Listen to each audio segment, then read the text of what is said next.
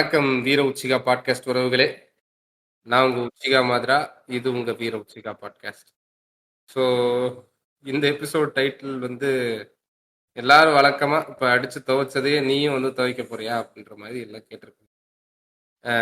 நம்ம எப்பயுமே வந்து ரீசண்டாக வந்த படங்களில் ரோஸ்ட் பண்ணுறோம் அப்படின்னா இந்த படத்தை அதுவுமே நம்ம ரோஸ்ட் ஃபார்மேட்டே கொஞ்சம் மாற்றிருக்கோங்கிறது எல்லாத்துக்குமே தெரியும்னு நினைக்கிறேன். யூஸ்வலாக சீன் பை சீன் போகிறதுக்குன்னே சில மாதிரியான படங்கள் இருக்கும். எல்லா படங்களுமே நம்ம இந்த ஒவ்வொரு சீனும் இப்படி நடந்துச்சு அப்படி நடந்துச்சுன்னு சொல்லி அதில் கண்டென்ட்டை மில்க் பண்ணி அதை வந்து சிரிப்பே வராத இடத்துலையும் செயற்கையாக சிரித்து அப்படிலாம் பண்ணுற ஐடியா நமக்கு இல்லை. அது வந்து கொஞ்சம் எங்களுக்கே ஆக்வர்டாக தெரிய ஆரம்பிச்சிருச்சுங்கிறனால நம்ம ரொம்ப நாளைக்கு முன்னாடியே கண்டென்ட் கொஞ்சம் மாற்றிட்டோம். ஸோ இந்த படத்தில் இப்போ நீங்கள் பார்த்துருப்பீங்க டைட்டிலில் விண்வெளி நாயகா அப்படின்னு தான் எனக்கு ஞாபகம் இருக்குது. படம் பேருமே கூட மறந்து போச்சு. தக் லைஃப்.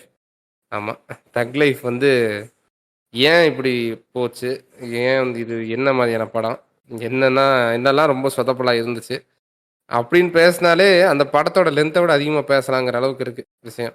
ஆனாலும் சரி, நம்ம சரி ஒரு ஒரு எல்லாரும் இந்த படத்தை பார்த்து அதிர்ச்சியில் உட்காந்துருந்தோங்கிறதான் சொல்லணும் நான். ஏன்னா ஒரு யூஸ்வலாக இவ்வளவு ஃபஸ்ட் ஹாஃப்க்கும் செகண்ட் ஹாஃபுக்கும் மொத்தமாக வித்தியாசமாக வேற ஒரு கதை எடுத்து வைக்கிறதெல்லாம் வந்து அதுக்குன்னு ஒரு ஆள் இருக்கார். அவர் பேர் வந்து சுப்புராஜ், கார்த்திக் சுப்புராஜ். அவர் பண்ணுவார் இதெல்லாம். மணியும் இந்த மாதிரி ஒரு ட்ரையல் பார்த்துருக்காருன்னு தான் சொல்லணும். அதை பற்றி டீட்டெயிலாக நம்ம எபிசோடுக்குள்ளே பேசுவோம். ஸோ இதுதான் இந்த இது ரோஸ்ட்டுன்னு எடுத்துக்கிறதா டிஸ்கஷன் எடுத்துக்கிறதான்னு எனக்கு தெரியல. நீங்கள் ரோஸ்ட்டு நிறைய இருந்துச்சுன்னா அப்படி எடுத்துக்கோங்க. இது இப்படி ஒரு படத்தை எடுத்துட்டாங்களே அப்படின்றத பற்றி நாங்கள் உட்காந்து எல்லாரும் சேர்ந்து பேச போகிறோம். அதுக்கு முன்னாடி நம்ம டீமில் வந்து யாரெல்லாம் மணி சார் ஃபேன்ஸ் அப்படின்றத உண்மையை சொல்லி கையை தூக்கிருங்கப்பா. யாரெல்லாம்ப்பா மணி சார் ஃபேன்ஸ்? இல்லைங்க, யாரும் அப்படி இல்லை. ஜிந்தால் இருப்பாரு. இல்லங்க, நீங்க இன்ட்ரோ கொடுப்பீங்க, தோமோ அரிகத்தோ கொசாய்மஸ் யக்குசா அப்படின்ட்டு வரலாம்னு யோசிச்சுக்கிட்டு இருந்தேன். இப்படி ஒரு இன்ட்ரோ மட்டும் கொடுப்பீங்கன்னு நான் எதிர்பார்த்தேன். இல்ல, ஆல்ரெடி அந்த இன்ட்ரோ எல்லாம் ஒருத்தர் யாக்குசா குசா புசா அப்படிலாம் பேசி நம்ம டென்ஷன் ஆக்கி செகண்ட் ஹாஃப்லலாம் ஏன்டா அப்படி பண்றீங்க அப்படின்ற மாதிரி அளவுக்கு எல்லாம் ஆக்கி விட்டாங்க. அதனால ஜப்பானிய ரெஃபரன்ஸ் எல்லாம் தயவு செஞ்சு தவிர்த்தரலான்னு இருக்கேன். ஓபிட்டோ பேரை கூட மாத்திரலாமான்னு இருக்கேன். ஓபிட்டோன்னு கூட கூப்பிடாம இந்த பேர்லாம் இனிமேல் வைப்பீங்களாடாங்கிற மாதிரி பண்ணி கூப்பிடுங்க. சொல்லுங்க ஸ்பெக்டர், என்ன நினைக்கிறீங்க, எப்படி இருந்துச்சு? நான் வந்து கன்னத்தில் முத்தமிட்டால் அந்த படத்துக்கு மட்டும்தான் ஃபேனு, மத்த எந்த படத்துக்கும் ஃபேன் கிடையாது. மத்த படத்துல எல்லாம் ஏசியா? மத்த படத்துல எல்லாம் நானே தூக்கி போட்டு பொழப்பேன், அது வேற பிரச்சனை. இப்ப என்ன அப்படின்னா, அதுக்கு உடனே பாம்பே தெரியுமா ரோஜா தெரியுமாங்காதீங்க. அதுலயுமே எனக்கு சில பிரச்சனைகள் இருக்கு. அது அந்த சினிமாட்டிக் யூனிவர்ஸ் போடுறப்ப அது என்ன பிரச்சனை அப்படின்னு சொல்றேன். நான் பொதுவா வந்து எந்த படத்துக்கும் போயிட்டு போன் நோண்ட மாட்டேங்க ஐயா. எந்த அளவுக்கு அப்படின்னா, சவுகார்பேட்டை இருக்குல்ல, சவுகார்பேட்டை அந்த படத்துக்கு கூட நான் போயிட்டு போன் நோண்டது இல்லை. கதையில ஏதாவது முக்கியமான அம்சங்களை மிஸ் பண்ணிருமோன்னு அந்த படத்தை கூட உட்காந்து பார்த்தேன். நான் இந்த படத்துலதான் முதல்ல உட்காந்து போன் நோண்டிக்கிட்டு இருந்தேன். கதை அம்சமா ராயலட்சுமி அம்சங்களா தெளிவா சொல்லுங்க. எப்படி வேணா வச்சுக்கலாம். தோமோ அரிகத்தோ கொசாய்மஸ் அப்படின்றத எனக்கு தெரியும், பட புண்டெல்லாம் விளங்காது அப்படின்னு சொல்லிட்டு அப்படிலாம் சொல்லக்கூடாதுங்க ஐயா. ஆள வந்தானோட மிஞ்சி போன ஃபுட்டேஜ் எடுத்து உள்ள ஆட் பண்ணிருக்காங்க, ரீகலர் பண்ணி. தெரியுதா உங்களுக்கு? ஆள வந்தானுக்கு இதுக்கு என்னங்க சம்பந்தம்? ஆள வந்தான்ல மொட்டை கெட்ட போட்டு வருவார்ல, அதத்தானே ஃபர்ஸ்ட் ட்ரெய்லர் கட்ல காமிச்சிருப்பாங்க, டீசர் கட்ல. மொட்டை கெட்டப் எங்க போட்டு வந்தாப்ல? ஆமாங்க, ஜன்னலை திறக்கிறப்ப விண்வெளி நாயகங்கிறத அந்த மொட்டை கெட்டப்ல தாங்க காமிச்சிருப்பாரு. ஏங்க மொட்டை எல்லாம் இல்லைங்க. ஏங்க நீங்க வேற அந்த ஷேட்ல வந்து அந்த கருப்பு கண்ணாடி போட்டு அந்த சீன் நீங்க வந்து படத்துல பாத்தீங்கன்னா மொட்டையெல்லாம் இருக்க மாட்டாருங்க, முடி இருக்கும். அந்த முடி டீசர்ல மொட்டையா தாங்க காமிச்சிருப்பாங்க. அப்படியா? இல்லைங்க ஐயா, இல்லைங்க ஐயா, நீங்க ஒழுங்கா பாக்கல ஐயா. புது விஷயம் இங்க இருங்க. மணி சார் படத்துல பொதுவா வந்து இப்ப கடல் பக்கத்துல இவன் நிக்கிறான், இவன் கரை பக்கத்துல நிக்கிறா, இதுல இருந்து மணி சார் என்ன சொல்ல வர்றாருன்னு பல பேர் சொல்றது வாடிக்கையா உண்டு. ஆனா அதுக்காக வந்து டீசருக்கு மொட்டை கிட்ட போட்டு எல்லாத்தையும் ட்விஸ்ட் பண்ணிட்டாரு மணி சார் எல்லாம் தயவு செஞ்சு எடுத்து வராதிங்க ஐயா, தயவு செஞ்சு. என்ன பிளாக் அண்ட் ஒயிட்ல போட்டாங்க பிளாஷ்பேக், அவ்வளவுதான். டீசர்ல வந்து கலரா இருந்தது, பிளாக் அண்ட் ஒயிட்ல போட்டாங்க. ஏன்னா அந்த டிஏஜிங் வந்து பெருசா ஒருத்தல தெரியக்கூடாதுங்கிறதுக்காக. இதுல எல்லாம் வந்து ரொம்ப உறுத்தலா இருக்காங்க. ஆனா உறுத்துற விஷயம் இந்த ஒண்ணுதான் இருக்கு இல்லையா அந்த படத்துல. பல பேசுனா பல விஷயங்கள் இருக்கு. சரி, இப்ப எல்லாரும் நான் என்ன நினைக்கிறேன்னா, ஆ ஆ ஆமா கரெக்டா ஒத்துக்கிட்டீங்க, பாக்கல, சாரி. பரவால்ல. ஓகே. ஆமா. இதுக்கு தான் இல்ல இப்பதான் திரும்பி போய் பார்த்துட்டு வந்தேன். எப்பயுமே டீகோடிங் மைண்ட் செட்லயே இருந்தீங்கன்னா அப்படிதான் ஆகும். அதனால அதுலருந்து கொஞ்சம் வெளிய நான் வாங்க. டீகோட்லாம் பண்ண மாட்டேங்க ஐயா. இல்ல நீங்க இது வந்து உலக சினிமா உலக்கை அல்லவா? அதனால சொல்றேன். உலக சினிமா மட்டும் தான் டீகோட் பண்ணுவேன். இந்த மாதிரி புண்ட சினிமாலாம் டீகோட் பண்ற பழக்கம் இல்லை. சரி, இப்ப நான் என்ன கேட்க போறேன் அப்படின்னா, எல்லாத்துக்கும் வணக்கம் வச்சுர்றேன். இந்த எபிசோட் நம்ம கூட சேர்ந்து யாரெல்லாம் பேச போறாங்கன்னா, இப்போ ஆப்வியஸா கேட்டிருப்பீங்க. ஓபிட்டோ குரல் கேட்டிருப்பீங்க, ஸ்ரீஸ்வி குரல் கேட்டிருப்பீங்க, ஈசனா குரல் கேட்டிருப்பீங்க. சாரதா வந்து இன்னும் அமைதியா இருக்காங்க. அமைதியா இருந்துட்டு இந்த பொண்ணை பேசவே விட மாட்டீங்கன்னு எங்களுக்குலாம் அடி வாங்கி தரக்கு ரெடியா இருக்காங்க. அதனால அவங்களும் வந்து வணக்கத்தை சொல்லி கேட்கல மாதிரி. அததான் சொல்றேன். பாத்தீங்களா, குறுக்க பேசுறாங்க, கேட்க விடாத மாதிரி பேசி தொலைகிறாங்க. நான் என்னங்க செய்யறது அப்படின்ற மாதிரி தான் இருக்கு. வணக்கம் இப்போ எல்லாத்துக்கும். இப்போ நம்ம எடுத்தோடனே டிஸ்கஷன் ஆரம்பிச்சிரும். இந்த படத்தை வந்து ரோஸ்ட் பண்ணி ஒவ்வொரு சீனா போக வேணாங்கிறத நம்ம முன்னாடியே சொல்லியாச்சு இல்லையா? அதனால இப்போ இந்த படத்தோட ட்ரெய்லரும் டீசர்லாம் பார்க்கும்போது என்ன தோணுச்சு அப்படின்றத வரிசையா எல்லாரும் சொல்லுங்க. Will start with our woman. சொல்லுங்க சாரதா, நீங்க ஆரம்பிங்க. அவங்க ஃபர்ஸ்ட் அந்த டைட்டில் இது டிஸ்கஸ் பண்றப்பே அந்த வீடியோ ஒன்று போட்டாங்கல்ல, காப்பி அடிச்சு சம்பந்தமே இல்லாம அந்த கெட்டப் போட்டோமேன்னு சொல்லிட்டு ஒரு ஃபைட் எடுத்து அதுக்கு வந்து ஓகே இதுதான்ட்டு அது ரொம்ப நாளா வந்து அதான் okay, இவன் கதை வேற ஏதோ okay Indian two Indian two மாதிரி எதையோ பண்ண போறான்றதான் வெயிட் பண்ணிட்டு இருந்தாங்க. ஆனா வந்து ஓகே ஓரளவுக்கு அதுக்கப்புறம் ட்ரெய்லர் வந்ததுக்கு அப்புறம் ஓகே ஏதோ கதை நல்லா வரும் போல இருக்குன்னு நம்பிட்டேன். படம் பார்த்தனே இல்ல. அதுக்கப்புறம் அதை டிஸ்கஸ் பண்ணது ட்ரெய்லர் வந்ததுக்கு அப்புறம் தான் வந்து இவங்க ஆடியோ லான்ச்ல பண்ணது. அதுக்கு முன்னாடி டிஸ்கஸ் பண்றப்ப இவன் சம்மந்தமே இல்லாம ரியாக்ஷன் கொடுத்தான்றதெல்லாம் வந்து படம் பார்க்க புரிஞ்சுச்சு. அது எனக்கு மணி சார் வந்து இந்த படத்தை எப்படி அவர் பார்த்துட்டு ஓகே இதான் கரெக்டா இருக்கும்ட்டு எப்படி பண்ணாருன்னு தெரியல. இல்ல ஆக்சுவலா இதுல நான் ஒரு விஷயம் சொல்லணும். மணி சார் வந்து நாயகனுக்கு அப்புறம் வந்து கமல் கூட நடிக்காததுக்கு காரணம் கமலோட தலையீடு அதிகமாக இருந்துச்சு அப்படின்னு சொல்லி, நாயகன் அதிகமாக இருந்துச்சுன்ற மாதிரி சொல்லுவாங்க. ஒருவேளை வந்து மெச்சூர் ஆகி வந்து தலையிடாம இருந்திருந்தா இந்த லட்சணத்துல தான் இருந்திருக்குமா அப்படின்ற மாதிரி படமா என்னன்னு தெரியல. அது மட்டும் எனக்கு சொல்லணும்னு தோணுச்சு, சொன்னாங்க. இந்த வாட்டி எதுவும் இன்வால்வ் ஆகல போல இருக்கு. நீங்க சொல்றதே நான் நடிக்கிறேன். இந்தியன் டூ பார்த்ததுக்கு அப்புறமும் அவரு இந்த கெட்டப்லாம் ஓகேன்ட்டு யார் இன்வால்வ் பண்ணி சொன்னாங்கன்னு தெரியல. கதையா வந்து பார்க்கும்போது அதுல வேற ஃபிளேவர்ல இருந்துச்சு. நம்ம பேசுவோம் டீப்பா உள்ள வந்து அதை அனலைஸ் பண்ணி பேசுவோம். ஸோ உங்களோட எக்ஸ்பெக்டேஷன் இருந்தே வந்து இது பல்ப் ஆகுன்ற மாதிரி நல்லா நினைச்சு, இருக்காது. ஆமா அதுக்கப்புறம் வந்து ஏதோ சரி என்னவோ சரியா இருக்கும் போல இருக்கே நினைக்கும் போது வந்து கவுத்துட்டாங்க இல்லையா? ஆமா. சிஎஸ்கே பேட்டிங் மாதிரி பண்ணிட்டானுங்க. தோப்பானுங்கன்னு நினைச்சே மேட்ச் பார்ப்போம். ஜெயிக்கிற மாதிரி வந்து மறுபடியும் தோத்துருவானுங்க. சரி ரைட். இப்போ நீங்க அடுத்து ஓபிட்டோ உலக்கை சொல்லுங்க. உலக்கை வணக்கம் நீங்க என்ன friends. ஆர்சிபி வெற்றிகள். அந்த வெற்றியில இருந்து அப்படியே நேரா ஐபிஎல்ல இருந்து ரிட்டையர் ஆயிட்டு சரி அடுத்தது என்ன பயணம் அப்படிங்கிறப்பதான் சரி தக் லைஃப் ஒரு பயணம் அப்படிங்கிற மாதிரி அந்த படத்துக்கு வெயிட் பண்ணிட்டு இருந்தேன். எக்ஸ்பெக்டேஷன்ஸ் எல்லாம் கிடையாது. டீசர் பார்த்தேன் ஓகே அப்படின்ற மாதிரி இருந்துச்சு. ட்ரெய்லர் பார்த்தேன் ஏதோ பண்ணியிருக்கேன் அப்படிங்கிற மாதிரி இருந்துச்சு. அப்புறம் படம் பார்த்தேன் என்ன புண்டைக்கு பார்த்தேன் அப்படிங்கிற மாதிரி இருந்துச்சு. இதுல நான் என்ன சொல்றது, ரங்கராய சக்திவேல் அப்படின்னு சொல்லிட்டு யக்குசாவை பத்தி தமிழ்நாட்டுல சம்பந்த புண்டையே இல்லாம பேசிக்கிட்டு இருந்தப்பே கொஞ்சம் அடி வாங்குச்சு. என்ன ஆண்டவர் சம்பந்தமே இல்லாம பேசிக்கிட்டு இருக்காரு அப்படின்ற மாதிரி ஒரு இது வந்துச்சு. ஆமா அப்பயே அவர் கொடுத்துட்டாரு, சரியா இந்த விளங்காதரா ரொம்ப எல்லாம் எக்ஸ்பெக்ட் பண்ணாதீங்க அப்படின்னு. ஆனா நம்ம வந்து அதை டீகோட் பண்ணாம வேற மாதிரி ஆண்டவர் வேற மாதிரி டீகோட் பண்ணிட்டு இருந்தானுங்க இல்லையா? அதனால வந்து ஓவர் ஹைப். அதாவது நாயகனுக்கு அப்புறம் இணையறாங்க, கண்டிப்பா வந்து படம் வந்து ஒரு பெரிய சக்சஸா இருக்கும் தாத் பூத் அப்படின்ட்டு. உண்மையை சொல்ல போனோம் அப்படின்னா நாயகன் படம் எடுத்தப்போ மணிரத்னத்துக்கு என்ன ஒரு டெடிகேஷன் இருந்துச்சோ அதெல்லாம் இப்ப இல்ல, புளிச்சு போச்சு. சரியா, ஹி இஸ் அவுட் ஆஃப். புளிச்சுதாங்க போச்சு. புளிச்சமா வச்சு எழுதுனா புளிச்சு போக மனசியம். இல்ல அதான் சொல்றேன். சரியா, அப்ப நாயகன்ல இருந்தப்போ ஒரு டெடிகேட்டடா ஒரு ப்ராப்பர் ரிசர்ச்சோட நீட்டா வந்து ஒரு ராக்ஸ் டு ரிச்சஸ் கதையை எடுத்துட்டு போய் அந்த அளவுக்கு அதுல மெனக்கெட்டு அந்த ஒரு மெனக்கெட்டல் இருந்தது வந்து இப்போ சும்மா ஏன்னா தானு வந்து நான் ஒரு ஃபிலிம் மேக்கர், நான் எடுத்தா என்கிட்ட 100 கோடி இருக்கு, நான் இப்ப அதை எங்கேயாவது வேஸ்ட் பண்ணணும், சரி இப்படி வேஸ்ட் பண்ணிடுறேன் அப்படிங்கிற மாதிரி வேஸ்ட் பண்ண ஒரு படம் தான் தக் லைஃப் அப்படின்றதான். பேர்லயே தெரியலையா தக் லைஃப் அப்படின்றப்போ என்ன சொல்றது, அதுவே ஒரு வைப் இல்லையேங்க. இப்ப நாயகன் அப்படின்னு சொல்றப்போ அதுல ஒரு ஒரு உயிர் இருக்குல்ல அந்த படத்துல. கரெக்டா, நாயகன் அப்படின்னு சொல்றப்போ அதுல ஒரு இது வருது இல்ல, அதெல்லாம் இந்த எதுவுமே இல்ல. இப்ப இன்ஃபேக்ட் காற்று வெளியிடையுமே நல்ல டைட்டில் தான். சரியா, படத்தை சொல்லல, டைட்டில சொல்றேன். காற்று வெளியிடை, ஓ காதல் கண்மணி. சரியா, காற்று அதுக்கப்புறம் வந்து வெளியிடனா காற்று வந்து யூஸ்வலா உடம்புல இருந்து பல வடிவங்கள்ல வெளியேறும். அது கொட்டாவியா அந்த இருக்கா, துருவத்துக்கு விசிலா அந்த இருக்கா, துருவத்துக்கு இல்ல போவேன்னா டர்ரு புருன்னு ஏதாவது வருதா அப்படிங்கறத ம், வந்து எடுக்கிறத பொறுத்து இருக்குங்க. அதை ம், பேசுவோம். மணி ம். சாரோட யூனிவர்ஸ்ல பேசுவோம். ஆமா. இப்ப இப்ப ரீசெண்டா வந்த படம் கூட பாருங்க, செக்கச்சிவந்த வானம். பொன்னியின் செல்வன் விடுங்க, அது அது காப்பின்னு வச்சுக்கோங்க. செக்கச்சிவந்த வானம் இந்த மாதிரி டைட்டில்லயே வந்து கொஞ்சம் இம்ப்ரெஸ் பண்ற ஆள் தான் மணிரத்னம். சரியா, தக் லைஃப் கேட்கறதுக்கே நாராசமா இல்ல, அந்த மாதிரிதான் இருக்கு. தக் லைஃப்ங்கிறது வந்து ஆக்சுவலா மீம் கண்டென்ட்ல வந்து ரொம்ப பாப்புலரா இருந்துச்சு. ம், இதை கொண்டு வந்து வைக்கும் போதே நம்ம யோசிச்சிருக்கணும், ரைட்ரா ஆமா. ம், ஏதோ உருட்ட போறாங்கன்னு. ம். இதுல வேற ஆண்டவர் வந்து தக்கா இன்டர்வியூ வேற கொடுத்தாரு.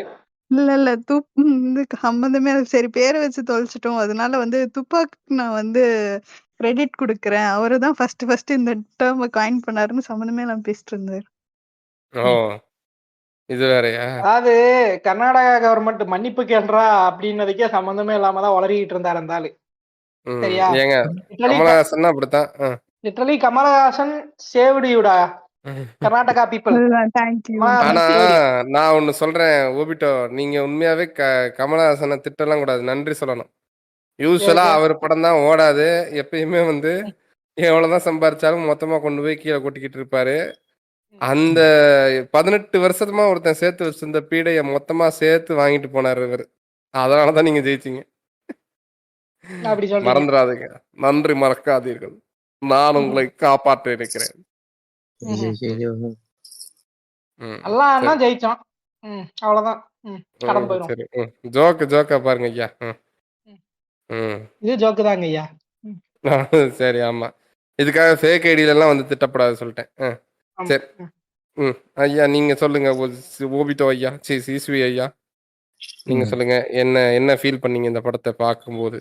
ஐ மீன் ட்ரெய்லர் பார்க்கும்போது. படத்தை பத்தி அப்புறம் பேசுவோம். இல்ல ட்ரெய்லர் எனக்கு பெருசா வந்து ரொம்ப ஆஹா ஓஹோன்னு சொல்லிக்கிற மாதிரி இல்ல. ரொம்ப எனக்கு என்னடா இப்படி எடுத்து வச்சிருக்கானுங்க ட்ரெய்லர் கட்டுங்கிற மாதிரி இருக்கு. ஏன்னா ஆப்வியஸா அதுல கதை ரொம்ப ரிவீலிங்கா தெரிஞ்சிருச்சு. நான் இவன் எடுத்து வளர்க்குறேன், இவன் எவனோ ஒருத்தன் கலகம் மூட்டி விடுறான், இல்ல இவனுங்க சண்டை போட்டுக்கிறானுங்க. எதுல வந்து சேஞ்ச் ஆகுனா, ஒண்ணு ஜில்லா படத்துல மாதிரி 2 பேருக்கும் உண்மை தெரிஞ்சு ஒரே ஆளை பொழக்கிறானுங்களா, இல்ல உண்மையிலே மடப்புண்டாங்க மாதிரி சண்டை போட்டு இருக்கானுங்களா தான் டிஃபரன்ஸ் இருக்கும்னு நினைச்சேன். ஒன்னாவே போறாங்களா இல்ல த்ரீசம் பண்றாங்களாங்கிறது விஷயம். ஆனா அவனு உண்மையாவே த்ரீசமுக்கு தான் பிளான் பண்ணானுங்கிறது வேற விஷயம். ஆமா. ஆனா சரி, அதுக்கு முன்னாடி இந்த என்னது இந்த டைட்டில் ஒரு வீடியோ விட்டானுங்க தெரியுமா, என் பேர் ரங்கராய சக்திவேலு அப்படின்ட்டு. அதுல வேணா சரி வழக்கம் போல அவரோட புளுத்தித்தன்மையை காட்டியிருந்தாலும் சரி, ஏதோ ஒண்ணு புதுசா சொல்ல வர்றாங்க போல. யாக்குசாங்கிறாரு, காயல்பட்டினக்காரங்கிறாங்க போல. இந்த காயல்பட்டினம் டு யாக்குசா இந்த வாழ்க்கை பயணம் வந்து எப்படி ஏகே வந்து மதுரையில பிறந்து ரெட் டிராகனா கொரியா வரைக்கும் போனாரோ, இவரு ஸ்டைல இல்லைங்க, சும்மா சொல்றேன். அட சும்மா சொல்றேன், கம்பேரிசன் தான், ஒண்ணும் தப்பு இல்ல. இல்ல எப்படி சும்மா வந்து சொல்லுவாங்க, இங்க இருந்த மனுஷன் பாம்பேல பெரிய ஆளானாரு அப்புறம் அப்படி போனாருங்க மாதிரி. சரி இவர் ஏதோ கொஞ்சம் யதார்த்தமா எடுப்பாரு அப்படின்னு நானும் சரி, நமக்கு ஒரு கற்பனைகள் ஓடும்ல. இது வந்து படத்தை பாக்குறேன் பக்குங்கிற மாதிரி இருந்தது. ஆனா இவங்க சொன்ன ஒரு பாயிண்ட் உண்மைதான். மணிரத்னம் படத்தோட டைட்டில் கார்டு எல்லாம் பாத்தீங்கன்னா நல்லா இருக்கும். மணிரத்னமும் சரி ஜிவிஎம்மும் சரி டைட்டில் கார்டுல எங்க இருந்து எடுக்கிறானுங்கன்னே தெரிய மாட்டேங்கி. மணிரத்னத்துக்கு வேணா நீ அப்படி சொல்லலாம், ஜிவிஎம்க்கு எல்லாம் சொல்லாத, பாட்டுல இருந்து எடுக்கிறேன். உண்மைதான், பட் ஒரு சில நேரம் இல்லாம இருக்கும். ஆமா ஆமா, படத்துக்கு சம்பந்தமே இல்லாம இருக்கும். படத்தை பத்தி பேசிட்டு இருக்கும்போது ஏதாவது பாட்டு கேட்டானா உடனே இந்த லைன் நல்லா இருக்குல்ல, can we use that for lyric, okay can we use that for title அப்படின்னு வச்சிரதா. இந்த பாட்காஸ்ட்ல இல்ல இந்த பாட்காஸ்ட்ல இவன் குரல் பேசுற மட்டும்தான் ஒரே வேலை எனக்கு. அதையும் நீங்க எடுத்துட்டீங்கன்னா நான் என்ன பண்றது இனிமேல்? அந்த குரல் நம்பினாங்கன்னா சரி. இப்படி இருக்கிறப்ப சரி ஓகே. இது அதாவது கமல் ஃபேன்ஸ் கூட சரி, எங்க ஆண்டவர் வந்து 38 வருஷம் கழிச்சு மணி சார் கூட இணையறாரு, அந்த காம்பு எதிர்பார்த்தீங்க. இந்த சம்பந்தம் உண்டே இல்ல,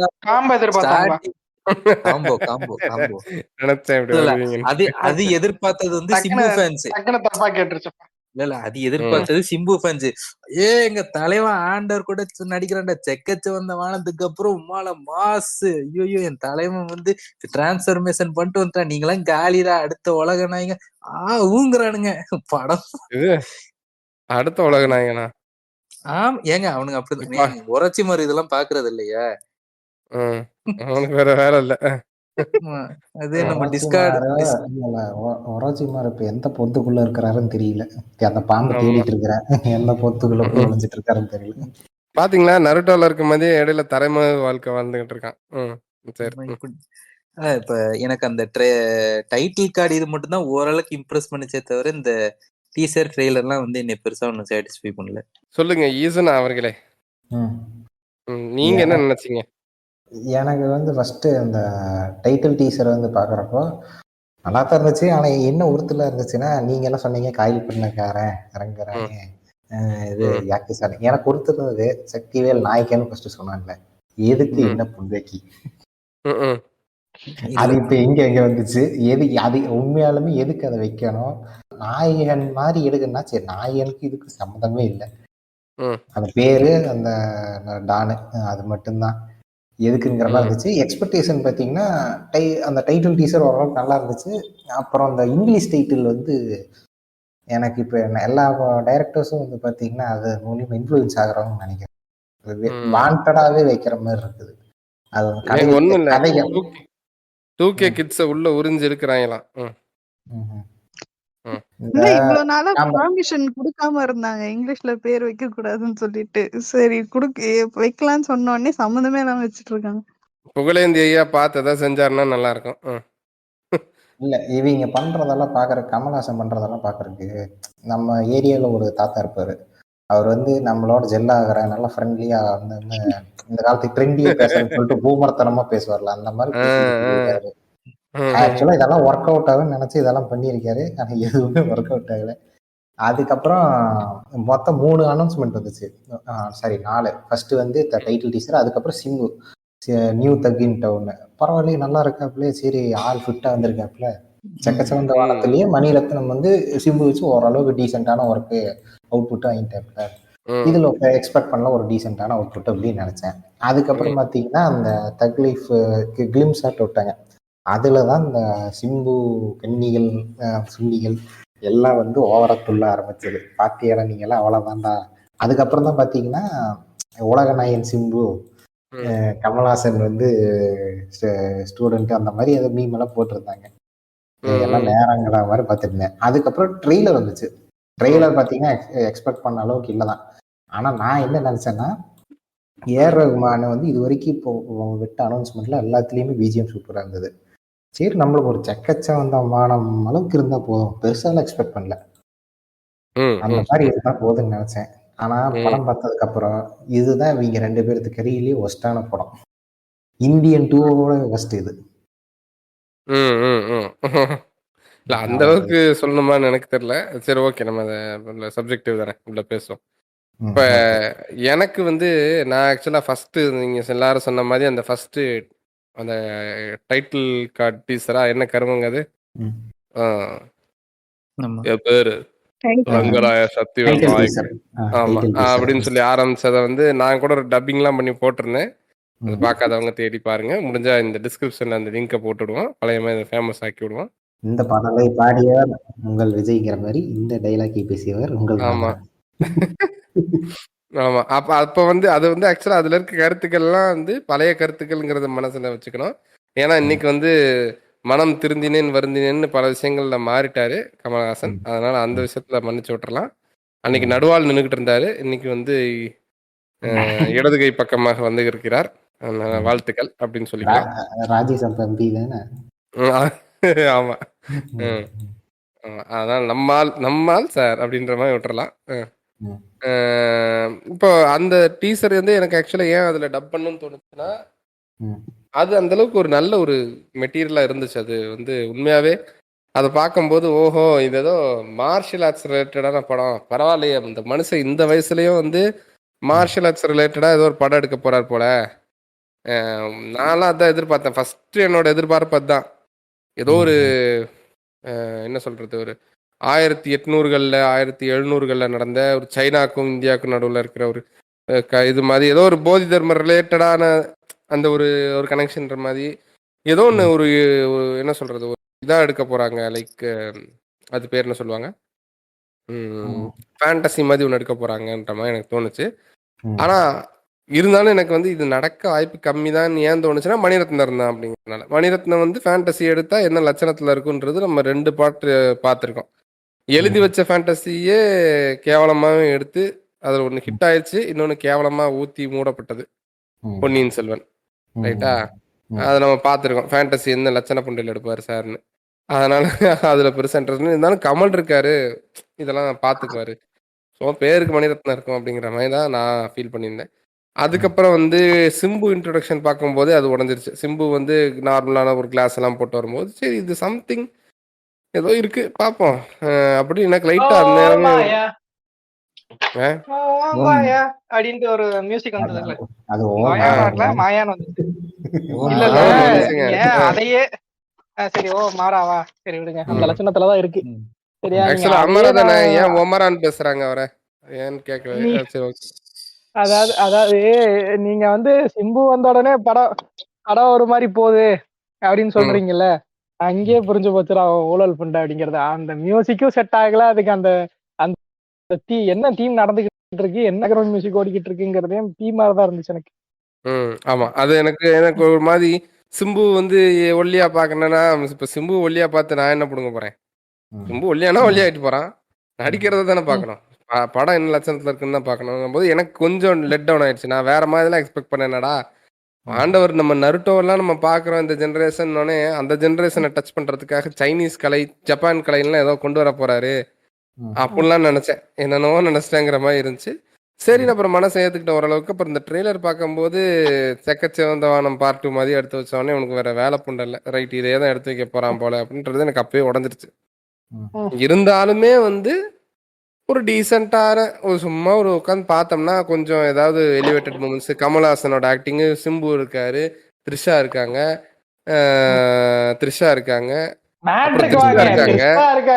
அப்புறம் வந்து த்ரிஷா கூட இருக்காங்க. அதுக்கப்புறம் த்ரிஷா இருக்காங்க இல்லையா, அப்புறம் த்ரிஷா நம்ம த்ரிஷா இருக்காங்கல்ல அவங்களும் இருக்காங்க. அப்புறம் வந்து த்ரிஷா இருந்தாங்க.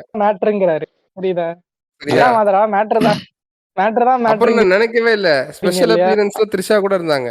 இல்ல ஒரு நிமிஷம் ஈசனா, காலைல குரூப்ல ஒரு வீடியோ அம்சம் பத்தி அந்த சத்யேந்திர ஒரு அந்த கிழவன் பேசுற மாதிரி த்ரிஷா ரொம்ப எக்ஸ்ட்ராடினரியா நடிச்சிருந்தாங்க. அந்த ஒயிட் பிளவுஸ்ல ஒயிட் ஷர்ட்ல ரொம்ப எக்ஸ்ட்ராடினரியா இருந்தாங்க. இவருதான் மாறு வேஷத்துல இல்ல மாறு வேஷத்துல வீட்டம்மாக்கு படத்துக்கு போன தெரிஞ்சா வந்து அடி பின்னுவாங்கன்னு தெரிஞ்சு மாறு வேஷத்துல இப்படி போயிருக்காரு.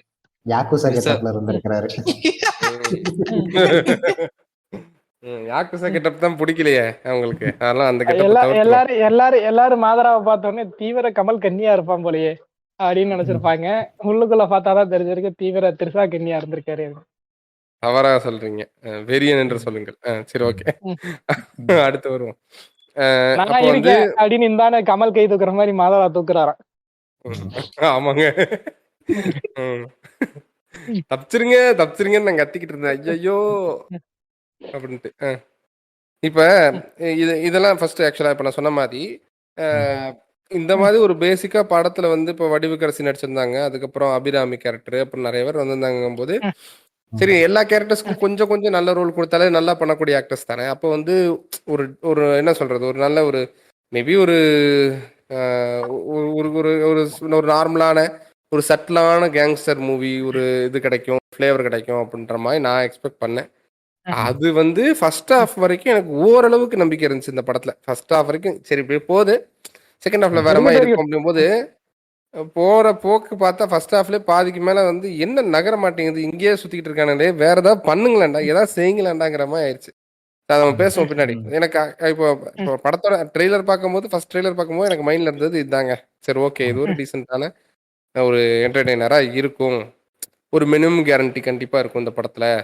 கமல் நடிச்சிருக்கனாலையும் அப்புறம் நான் சொன்ன மாதிரி பல பேர் நடிச்சிருக்காங்க இல்லையா, த்ரிஷா நடிச்சிருக்காங்க, அப்புறம் த்ரிஷா எல்லாம் நடிச்சிருக்காங்க இல்லையா, அதனால இந்த படம் நல்ல என்டர்டெயின்மெண்டா இருக்கும்னு நினைச்சேன். அது வந்து மண்ணா விழுந்துருச்சு. ஆமா, நல்ல வேளை எங்க இருந்தா நித்யா மேனனை தூக்கி உள்ள கொண்டு வந்து போடாம விட்டாங்க. அது வரைக்கும் சந்தோஷம். அதுக்கு பதிலா தான் புதுசா புடிச்சிருக்காங்க ஐஸ்வர்யா லட்சுமிய. லட்சுமி ஆமா, லட்சுமி இனி அந்த கேரக்டர் தான் எல்லா கேரக்டர்லயும் உருட்டுவாங்க போட்டு. சரி, ஓகே. எனிவே நல்ல ரீப்ளேஸ்மெண்ட் தான். அதாவது மணிரத்னத்து மேல எப்ப அபிப்பிராயம் போச்சு, அதாவது கொஞ்ச நஞ்ச அபிப்பிராயமும் எப்ப போச்சு அப்படின்னா, பொன்னியின் செல்வன் படம் இல்ல. இப்ப நீங்க பொன்னியின் செல்வன் வாசகரா இருந்தீங்க அப்படின்னா உங்களுக்கு தெரியும், மணிமேகலை அப்படிங்கிற ஒரு கேரக்டர் வந்து பியூர் திராவிடியன் ரெப்ரசன்டேஷன்ல தான் ஸ்கின் கலர்ல இருந்து எல்லாமே. சரியா?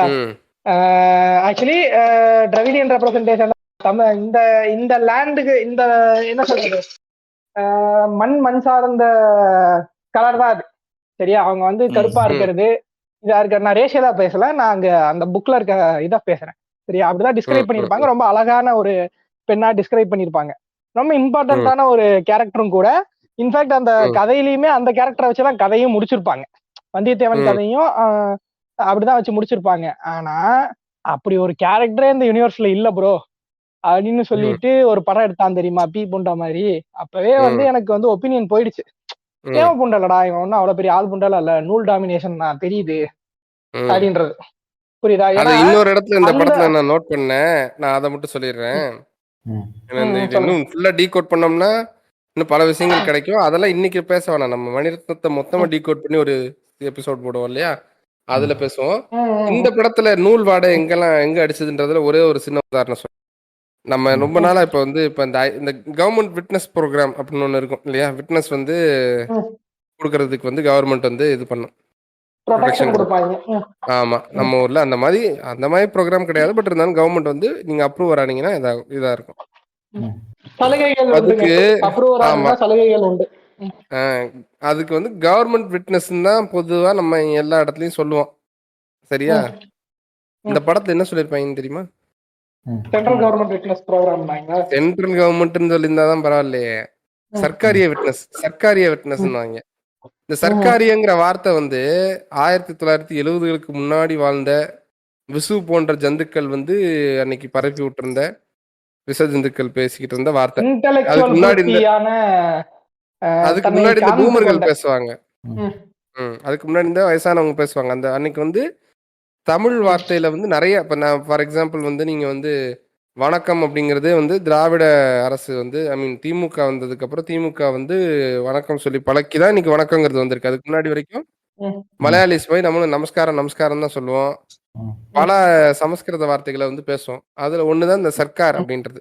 சர்க்காருங்கிறது இது விஜய் நடிச்ச படம் நினைச்சாங்களா, அனில் குஞ்சுகளா? அதுவே பாருங்க, அதுலயே ஒரு ஹிண்ட் கொடுத்திருக்காரு அண்ணன், நான் யாரு பக்கம் அப்படின்ட்டு.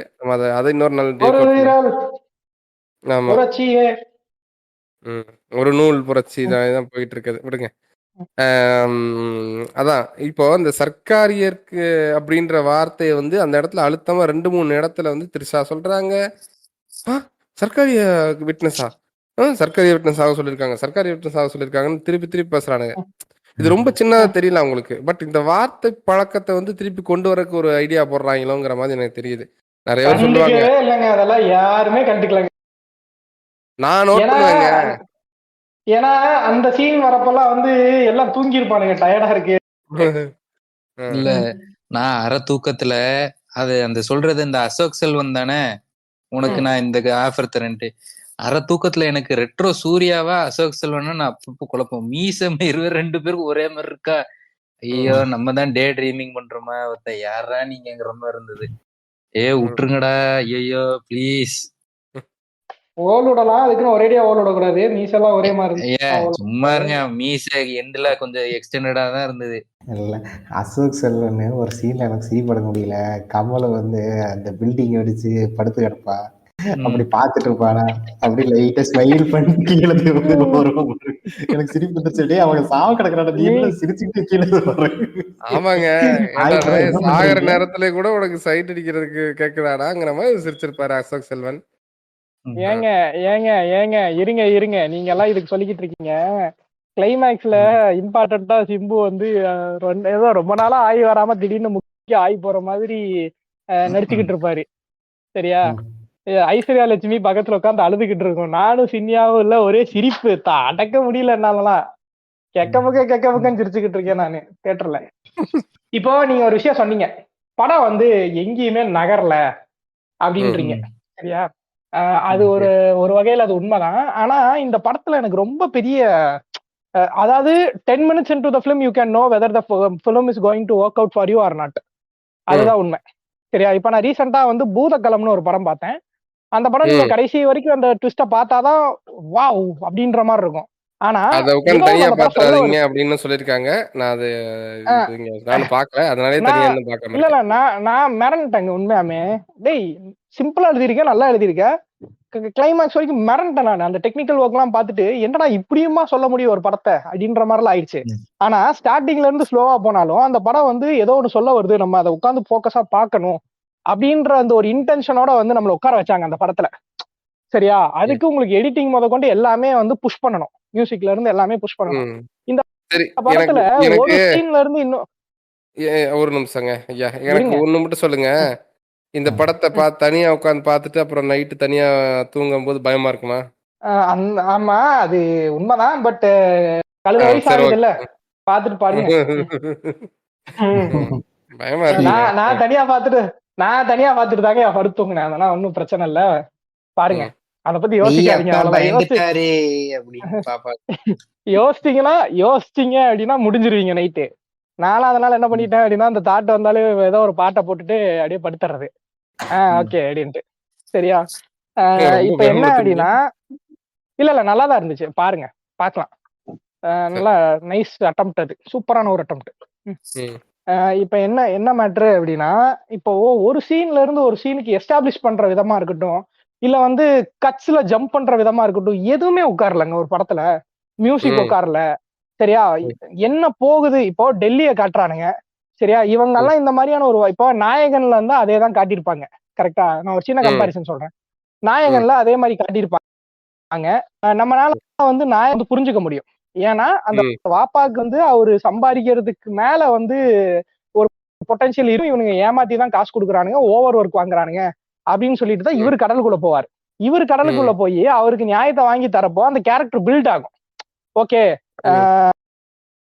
அந்த சக்திவேல் தானே, சக்திவேலுங்கிற ஒரு கேரக்டர் வந்து இப்படி இருக்கு, இப்ப வெளி உலகத்தை எக்ஸ்ப்ளோர் பண்ணுது, இதுக்கு டான் ஆகிறதுக்கான எல்லா தகுதியும் இந்த கேரக்டர் கிட்ட இருக்கு அப்படின்னு எஸ்டாப்ளிஷ் பண்றப்போ, அதுக்கு நடுவுல என்ன பண்றாங்க, அந்த ஒய்யாவோ பாட்டு வருது, அதுக்கப்புறம் வந்து அந்த நூதனமா போலீஸ் கிட்ட இருந்து தப்பிக்க வைக்கிறாரு. இந்த மாதிரி சீன்ஸ் எல்லாம் பில்ட் பண்ணி தான் அந்த சக்திவேல் நாயக்கருங்கிற அந்த ஒரு கேரக்டரே பில்ட் பண்ணுது, புரியுதா? அந்த படத்துல சொல்றேன், ஓகே, அந்த படத்தோட பேருக்காக நான் அந்த பேரை சொல்றேன், சரியா? அப்போ வரப்போ நம்மளால அதை ஈஸியா எடுத்துக்க முடியுது. அதே படமும் 2.25 மணி நேரம் தான், 3 மணி நேரம் அரௌண்ட். அந்த வேர்ல்டுக்குள்ள நம்மளால டிராவல் ஆக முடியுது, புரியுதா? திரும்பி வந்து அதுக்கடுத்து அவர் எங்க இருக்காரு, அவரோட வாழ்வியல் என்ன, இது எல்லாமே, இது எதுவுமே இந்த படத்துல எஸ்டாப்ளிஷ் பண்ணிருக்க மாட்டாங்க, சரியா? திடீர்னு பார்த்தா ஒரு பெரிய வீட்டு, அவங்க வீடே எப்படி இருக்குங்கிறது நம்மளால இது பண்ண முடியாதுங்க ஐயா, புரியுதா? சடனா அப்படியே கேமரா மேல இருந்து கீழே இறங்கும், பார்த்தா இதை வீடும்பானுங்க, வீட்டுக்குள்ள ஆட்கள் எல்லாம் இத்தனை பேர் இருப்பாங்க, என்ன சொல்ல வராங்க, யாரு, என்ன ஜியாகிரபி, ஒண்ணுமே தெரியாதுங்க ஐயா. அந்த மாறுவான் இல்லையா? இப்ப நம்ம வந்து கமலுக்கு வந்து சப்போர்ட்டிவா இருக்கிற மாதிரி திருப்பி அவன் கூட சேர்ந்துருவான் இல்லையா ஒருத்தன், அவனை கூட கடைசியில அவன் ஏன் வந்து வையாபுரி இல்ல இன்னொரு கேரக்டர், ஒரு அடியார் தானே, புரியுது. அவன் ஏன் அப்படி மாறுறான், அப்படி என்ன காரணம், இது ஏதாவது எஸ்டாப்ளிஷ் ஆயிருக்கா? அவன் அப்படி மாறுறான்றது நமக்கு ஒரு ஃபீல் கொடுக்கணும் இல்லையா? பரவாயில்லையே, இவன் பரவாயில்ல, நீங்க அந்த யாருன்னே தெரியாது. இருங்க, நீங்க அந்த ஏமா சிம்பு கேரக்டருக்கே ஒரு புண்டை இல்லைங்கிறான். இப்போ மாதரா சிசி வந்து உங்களுக்கு பின்னாடி வந்து திருட்டுத்தனம் பண்றா மாதரா அப்படின்னு நான் சொன்னா உடனே நீங்க ஆமா சிசி திருத்தனம் பண்றான், திடீர்னு இசுனா வந்து இல்ல மாதரா சிசி திருத்தனம் பண்ணல, ஓபித்ரோ தான் திருத்தனம் பண்றாரு, ஆமா ஓபித்ரோ தான் பண்றாரு அப்படின்னு எவனாவது மடப்புண்ட மாதிரி நம்புவானா? அந்த மாதிரி மடப்புண்ட மாதிரி கக்கிட்டான்டா, புண்ட ரசத்தை கக்கிட்டான், பின்னாடி வச்சுக்கிறேன். இமீடியட்டா ஃபோர்ஸ்ஃபுல்லா ஓட்டுறதுக்கு வரல, அதனால பின்னாடி வச்சுக்கிறேன். இப்ப இந்த மாதிரி வந்து ஓட்டுறதுக்கு வரலன்னு வைங்களேன், அபியூஸ்ல இறங்கிடணும். நான் ஒரு 5 நிமிஷம் கெட்ட வார்த்தை திட்டினா அது வந்து உங்களை கலாய்ச்சிட்டான்னு அர்த்தம், எல்லாரும் நம்பிடுவாங்க, நீங்களே நம்பி உங்க மனசு தேத்திக்கலாம். ஆமா, அதுக்கப்புறம் நான் உட்காந்து அதுக்காக எல்லாத்தையும் சொல்லிக்கிட்டு இருப்பேன். அப்புறம் ஏன் இந்த அடுத்த கெட்ட எபிசோட்ல வார்த்தை நான் அதுக்கு ஒரு போட்டேன் தெரியுமா? எக்ஸ்பிளனேஷன் கொடுக்கணும் நீங்க. ஆமா ஆமா நான் கொடுக்கணும். எது சொன்னாலும் இப்படி மடப்புண்ட மாதிரி நம்புறதுக்கு அவன் என்ன சீசியா? இல்ல அது ஆனா அந்த மாதிரிதான் இருப்பான். சரியா? சிசி கூட ஒரு சில இடத்துல எல்லாம் வந்து மூளையை யூஸ் பண்ணி படப்படன்னு யோசிச்சு டக்குன்னு போட்டு டமால் டிமில்னு ஏதாவது ஒன்று பண்ணிடுவானே ஒழிய. ஆனா அந்த சிம்புக்கு வந்து மூளை இல்லாத மடப்புண்ட மாதிரி தான் அந்த கேரக்டர் இருக்கும். அந்த கேரக்டருக்கு வந்து ஒரு எமோஷன் அடங்கல, என்னன்னே தெரியல. அவன் என்ன சொல்றது, ஒரு ஓப்பன் புக்கா இருக்காங்க. அவன் யார் வேணா வந்து பாடம் எழுதிட்டு போலாம் அப்படிங்கிற மாதிரி ஓப்பன் ரஃப் நோட்டு மாதிரி இருக்காங்க. அவன் யார் வேணா வந்து யூஸ் பண்ணலாங்கிற மாதிரி. உன்ன போய் எப்படா டானா ஏத்துக்கிட்டானுங்க அவனுங்க? இல்ல அப்படிங்கிற திரிஷாவை மாதிரிதான் கூப்பிட்டு இருக்கு. வந்து இன்னும் சந்திரான்னு சொல்லும்போது நம்பினானே, அப்பவே தெரிஞ்சிருச்சு உன் மூளை எந்த அளவுக்கு இருக்கு. ஆமா இன்னொன்னு நீங்க யோசிச்சு பாத்தீங்கன்னு வச்சுக்கோங்களேன், இந்த படத்துல நாங்க வினோதமா ஒண்ணு பொழுத்துறோம் அப்படின்னு சொல்லிட்டு இந்த புரணி பேசுறத வந்து அப்படியே நார்மலைஸ் பண்ணிருப்பானுங்க. சரியா? ஏத்தி விடாத, இந்த நேரத்துல ஏத்தி விடுவீங்களா? எல்லாருமே புரணி பேசுவானுங்க. புரியுதா? அது ஒரு ஒரு ஒரு கேங்ஸ்டருக்கான ஒரு குவாலிட்டியவே வந்து அது வந்து டோட்டலா அஃபெக்ட் பண்ணும். இப்போ சலார் பாத்திருக்கீங்கல்ல? சலார் வந்து எனக்கு அந்த படம் வந்து ஓகே தான், எனக்கு அந்த படம் வந்து இதாகும் தான். ஆனா அதை பேசிக்கிறது எங்க பேசிக்குவானுங்க அப்படின்னா அவனுங்களோட இடத்துக்குள்ள பேசிக்குவானுங்க. பாபி சிம்மா வந்து மனிப்புலேட் பண்றதை வந்து அப்படியே நேக்கா மனிப்புலேட் பண்ணிட்டு அதை கடைசியா தான் காட்டுவானுங்க. புரியுதா? அவன் மனிப்புலேட் பண்றதே மனிப்புலேட் பண்ற மாதிரியே தெரியாது. ஏன்னா அதனால அவனுக்கு ஒரு ஆதாயம் நடக்குங்கிறதெல்லாம் தெரியாது பெருசா. அந்த மனிப்புலேஷன் ஓரளவுக்கு நமக்கு ஒர்க் அவுட் ஆச்சு. இவன் இந்த மாதிரி இருப்பான்னு நமக்கு தெரியாது, இதனாலதான் அவன் மனிப்புலேட் பண்றான், ஏதோ சிம்மாசனத்துக்கு ஆசைப்பட்டு தான் பண்ணிட்டு இருக்கான். அந்த மாதிரி நிறைய லேயர்ஸ் இருக்கும். இதுல அப்படிலாம் கிடையாது. இப்ப மாதரா தான் ஜோஜு ஜார்ஜா இருக்காரு, நான் தான் வந்து அந்த பட்ஸா இருக்கேன் அப்படின்னா, உனக்கு பவர் வரும்னு தோணல, உனக்கு பவர் வரணும்னு தோணல, கையை நீட்டி பவர் அப்படின்னா வந்துருமா? என்னடா பேசிக்கிட்டு இருக்கீங்க, யாரா எழுதி கொடுத்த அந்த டைலாக்லாம் அப்படிங்கிற மாதிரிதான் இருந்துச்சு எனக்கு. ரொம்ப வந்து பிளண்டா ஒரு மாதிரி வந்து என்ன சொல்றது. நான் ரீசெண்டா ஒரு படம் பார்த்தேன், ஆடிஷன் சொல்லிட்டு ஒரு படம், ஜாப்பனீஸ் படம் அது. அதுல அந்த அதுல ஒரு சின்ன ஒரு சீன் இருக்கும், ஸ்பாய்லர்ல இல்ல, சும்மா சாட்டா. ஹீரோயின் வந்து ஒரு சைக்கோ கில்லர். இல்ல சாட்டா முடிச்சாரன். அவ வந்து அவளுக்கு வேண்டாத ஒருத்தைய பழி வாங்குறதுக்காக என்ன பண்ணுவா அப்படின்னா, வாந்தி எடுத்துட்டு சாப்பிடு அப்படின்னு சொல்லி கொடுப்பா. அவளும் வேற வழி இல்லாம டார்ச்சர் அனுபவிச்சுட்டு அதை சாப்பிடுவா. சரியா? அந்த மாதிரி அந்த ஆளுக்கு மட்டும் மோல்றது பேல்றது வாந்தி எடுக்கிறதா வந்து தொலைது. ஏங்க இப்படி படம் கூட அப்படிதான் பாக்குறாப்ல. அதான் அந்த மாதிரி எதை கொடுத்துட்டு வந்தாலும் திங்கிறதுக்கு நாங்க என்ன அந்த அந்த ஆப்போசிட்ல இருக்கிற அந்த பொம்பளையா அப்படின்ற மாதிரி கேக்குறேன். நல்ல வேலை ஏகே ஃபேனா நீங்களே போட்டு கொடுத்துருப்பீங்களோன்னு நினைச்சேன்.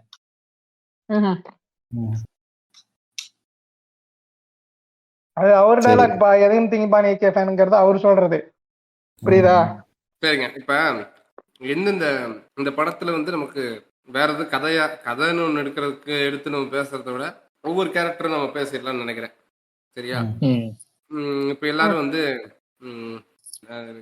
இதுல அவங்களுக்கு பிடிச்ச இல்ல வித்தியாசமா ஏடா இருக்கிற மாதிரி ஒவ்வொரு கேரக்டரா அப்படியே ஆரம்பிச்சு பேசுங்க. நம்ம அந்த கேரக்டரைசேஷன் பத்தி எல்லாரும் பேசுவோம். எனக்கு பிடிச்ச கேரக்டர்னா பிடிச்சல இருக்குல்லையே எனக்கு ஓரளவுக்கு பரவாயில்ல ஜோஜு ஜார்ஜ் கேரக்டர் தான். என்ன ஒரு இடத்துல மட்டும்தான் வந்து அவன் வந்து டக்குன்னு சுவிட்ச் ஆவான். ஃபர்ஸ்ட் வந்து விஷத்தை கக்காத இப்படி இப்படின்னு பேசிட்டு இருப்பான். ஆனால் திடீர்னு பார்த்தீங்கன்னா சுவிட்ச் ஆகி இவனுங்களோட சேர்ந்துருவான். இன்னொன்று பார்த்தீங்கன்னா அந்த கேரக்டருக்கு மட்டும்தான் ஒரு என்ன சொல்றது, ஒரு அந்த ஒரு டீம்ல பார்த்தீங்கன்னா ஒரு 5 பேர் இருந்தாங்கன்னா அதுல ஒரு பவர்னு ஒரு ஒரு ஒரு ஆள் மட்டும் பவரா இருப்பான்ல. ஒரு அந்த என்னன்னு சொல்றது, இந்த நிறைய அனிமே டேர்ம்ஸ்ல எல்லாம் சொல்லுவாங்க, இந்த பிக் ஹேண்டர் நம்ம அந்த அந்த மாதிரி அந்த டீம்ல ஸ்ட்ராங்கான ஆளு அப்படின்னா நம்ம ஜோஜு ஜார்ஜுங்க மாதிரி தான். அது கமலுக்கும் அவனுக்கும் ஒரு ஃபைட் வரும். ஆக்சுவலா கமல் அடிக்கிறது வந்து உண்மையாலுமே அவன் அடிச்சா எப்படி இருக்குமோ அந்த மாதிரி தான் இருந்தது. திருப்பி கமல் வந்து ஜோஜு ஜார்ஜ் அடிக்கிறதா ஏத்துக்க முடியாது. அவ்வளவு பெரிய ஆள் ஒரு கிழவனை போட்டு புரட்டி எடுத்து எப்படி இருக்குமோ அந்த மாதிரிதான் போட்டு புரட்டி எடுத்துருப்பாப்புல. நல்லா இருக்கும். கொஞ்சம் எதுக்குமே வந்து யோசிக்க மாட்டாப்புல, டக்குன்னு எல்லாத்துலயும் இறங்குறது, ஷூட் பண்றதாகட்டும், ஃபைட்ல இறங்குறதாகட்டும். எனக்கு அந்த கேரக்டர் மட்டும்தான் எனக்கு ஓரளவுக்கு நல்லா இருந்துச்சு. ஆக்சுவலா படம் வர்றதுக்கு முன்னாடி நான் அசோக் செல்வனுக்கு தான் ரூட் பண்ணிட்டு இருந்தேன். சரி இவனுக்கு என்ன கேரக்டர் கொடுப்பாங்க, சரி பார்ப்போம் அப்படின்ற மாதிரி இருந்தது. ஆனா படம் ஏமாத்திடுச்சு. அவ்வளவுதான் ஃப்ரெண்ட்ஸ். படம் வந்ததுக்கு அப்புறம் என்ன புண்டைக்கிட அவனுக்கு ரோல் கொடுத்தீங்க அப்படிங்கிற மாதிரி அந்த சிரிச்சே நம்மளுக்கு சிரிக்க வச்சுட்டாங்க. நீ சிரிச்சா ரொம்ப அழகா இருப்ப பாரி. இப்ப நான் வைக்க போறேன் அந்த படத்தை பார்த்துட்டு ஒப்பாரி அப்படிங்கிறனா. எனக்கும் கம்பேரிட்டிவ்லி இவர் ஜோஜு ஜார்ஜ் பிடிச்சது. ட்ரெய்லர்ல ஃபர்ஸ்ட் நம்ம பக்ஸ் பெருமாளை பார்த்தோன்னு சரி ஓகே, ஜோஜு ஜார்ஜும் பக்ஸ் பெருமாள் வந்து ரொம்ப கிளிஷேடா இல்லாம கொஞ்சம் உண்மையில கேரக்டர் ட்ரிவனா ஏதோ கொண்டு போவாங்கன்னு பார்த்தேன். ஆனா நான் வச்ச பெட்ல ஜெயித்த ஜோஜு மட்டும்தான். பக்ஸ் வந்தாரு, ஃபேனுக்குள்ள தலையை விட்டாரு, செத்து போயிட்டாரு. என்னடா கொண்டுட்டீங்க அப்படிங்கிற மாதிரி. எவ்வளவு பெரிய மனுஷன், என்னடா வந்து அவன் ஸ்ட்ரகிளே ஆக மாட்டான்டா. அவன் இப்போ வந்து ஒருத்த கொல்ல வர்றான், தப்பிக்கு தானே பார்ப்பான். சின்னவரே சின்னவரே அப்படின்ட்டு அவன் இழுக்கிற பக்கம் எல்லாம் போறான். ஃபேனுக்குள்ள இருங்க சின்னவரே, இருங்க சின்னவரே, பொசிஷன் கரெக்டா இருக்க சின்னவரே, இப்ப தள்ளி விடுங்க சின்னவரே அப்படி. மத்தபடி கேரக்டர் எல்லாம் வந்து வேற எதுவுமே சொல்லிக்கிற மாதிரி இல்லைங்க. ஹீரோ கேரக்டரே சொல்லிக்கிற மாதிரி ஒண்ணுமே இல்லை.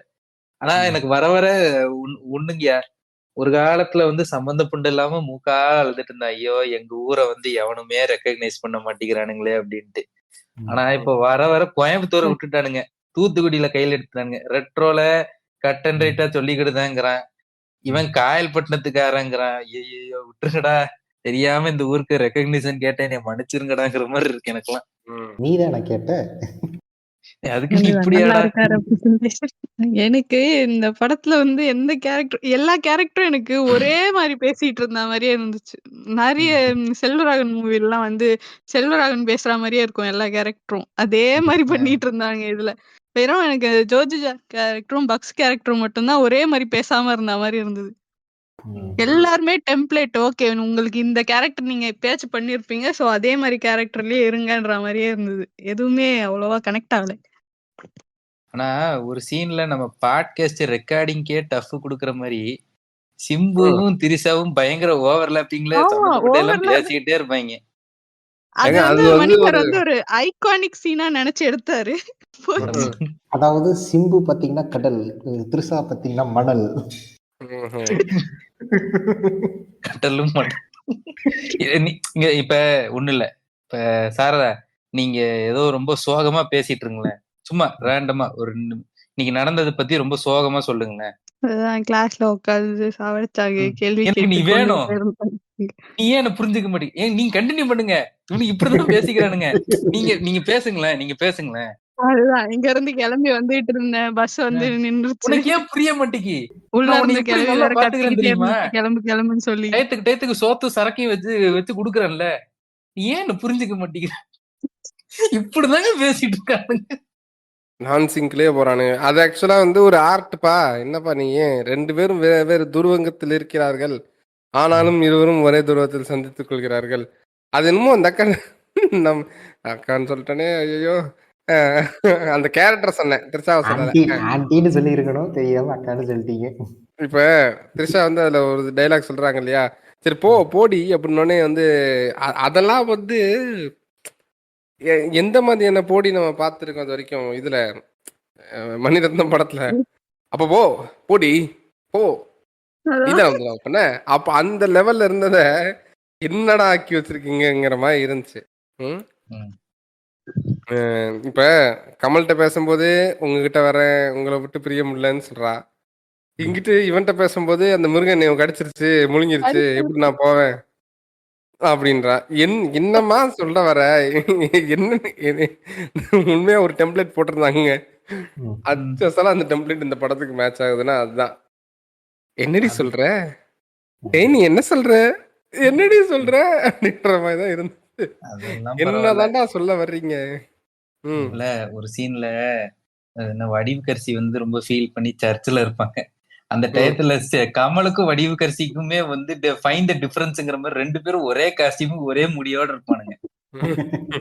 அங்க தாடி இருக்கு, இங்க தாடி இல்ல. ஆமா, ரொம்ப அநியாயங்க. காஸ்டியூம்ல இருந்து ஒரு சின்ன டிஸ்டிங்விஷன் கூட காட்ட மாட்டீங்கிற மாதிரி. சரிங்க, இப்ப வந்து நேபாளத்துல இருந்து குங்ஃபுலாம் கத்துட்டு இருந்திருக்காரு, கொஞ்ச நேரத்துக்கு அந்த மாதிரி ட்ரெஸ் போட்டா பரவாயில்ல. படம் முடிகிற வரைக்கும் அதே மாதிரி கெட்டப்ல சுத்திக்கிட்டு இருந்தா என்னங்க அது? எனக்கு அது கூட பிரச்சனை இல்லைங்க, திருச்செந்தூர்ல வந்துட்டு கூட இதே ட்ரெஸ் போட்டிருக்காங்க. நமக்கு ஆக்சுவலா உண்மையா இப்ப பேசுறதெல்லாம் வச்சு பார்க்கும்போது சில எமோஷனல் சீன்ஸ் எல்லாம் நம்ம இதுல சொல்றோம். இப்ப வந்து அவங்க எமோஷனல் நினைச்சு வச்ச சீன்கள் தான் அதெல்லாம். அதுவே ஒர்க் அவுட் ஆகல, அதுதான் விஷயம். இப்ப எனக்கு இந்த இதுல வந்து எனக்கு ரொம்ப பிடிச்ச கேரக்டர்னா அது நான் தாங்க ஐயா. ஏன்னா என்னோட கரேஜ் எல்லாத்தையும் மொத்தமா நான் தேத்திக்கிட்டு இந்த படத்தை பாத்திருக்கேன் இல்லையா, அத பாக்குறப்ப எனக்கு வந்து என்ன நினைச்சாலே ரொம்ப பெருமிதமா இருக்கு. இதை விட்டு அந்த நான் ஒரு போடலான்னு ஒரு இருந்தேனே. ஒரு ஒரு meme Bobito never fails to அந்த ஒரு மீம் surprise us. ஆமா அந்த ஒரு மீம் இருக்கும் இல்லையா, I want to thank me myself for doing this shit along and sitting for 2 hours 2 hours 45 minutes plus 15 minutes break. சரியா, எல்லாத்தையும் முடிச்சுட்டு கஷ்டப்பட்டு இந்த படத்தை பார்த்து முடிச்சுட்டு வந்த எனக்கு நான் வந்து ரொம்ப நன்றி சொல்லிக்கிறேன். நன்றி ஓபிட்டோ. அந்த ஒபாமாக்கு மெடல் கொடுக்குற மாதிரி இவரு கொடுத்துக்கிறாரு இவருக்கு. தன்னும்பு வழக்கம் போல. எனக்கு இந்த படத்துல எந்த கேரக்டர் பிடிச்சிருக்குன்னு நீங்க எல்லாம் நினைக்கிறீங்க? ஆப்வியஸா அந்த ஆர்க் நீங்க கவனிங்க, அந்த ஆர்க் நீங்க கவனிங்களேன். ரொம்ப வந்து ஒரு ஒரு ஒரு ஒரு ஒரு என்ன சொல்றது, அது ஒரு பியூட்டிஃபுல்லான ஒரு ஆர்க் இல்லையா? அதாவது அந்த கேரக்டரு ஒரு ஒரு ப்ராஸ்டியூஷன்ல ஆக்சுவலா ஒரு கிளப் டான்ஸ்லாம் ஆடுற மாதிரி ஒரு கேரக்டர், கிட்டத்தட்ட ப்ராஸ்டியூஷனுக்கு இழுத்துட்டு போற மாதிரி ஒரு இடம் தான். அந்த இடத்துல இருந்து தப்பிக்கிறதுக்கு என்னடா பண்ணலாம் அப்படின்னோடனே, நீ சந்திராவா அப்படின்னு ஒருத்தன் கேட்கறான். யாரா அவன் கோமாளி சிக்கிட்டான்டா பேமாளிங்கிற மாதிரி. நான் சந்திரா, ஆமாங்க ஆமாங்க ஐயா சந்திரா தான் அப்படின்னு அங்கே கட் பண்ணுங்க, அங்கேயே கட் பண்ணுங்க. அதுக்கு பெரிய பாய் என்ன பண்ணிருக்காரு அப்படின்னா, சிக்கிட்டா மாலி மாமே அப்படின்னு பாட்டு போட்டிருக்காரு. எப்படி டீகோட் பண்ண பாத்தீங்களா? ரைட் நீங்க டீகோட் பண்ணிட்டு இருங்க. நான் என்ன சொல்ல வரேன்றத சொல்லிடுறேன். இப்போ இது வந்து பாத்தீங்கன்னா இந்த மாதிரி வந்து சொல்றாங்க இல்லையா, சொன்ன உடனே உடனே நம்பி கூட்டு வராரு, என்ன பண்றாரு, அதுக்கப்புறம் கண்டுபிடிச்சிடறாரு சந்திராவா இருக்காதோன்னு. ஏஜ் கொஞ்சம் ஜாஸ்தியா இருக்கிற மாதிரி இருக்கேன்னு கண்டுபிடிச்சிட்டாரான்னு தெரியல.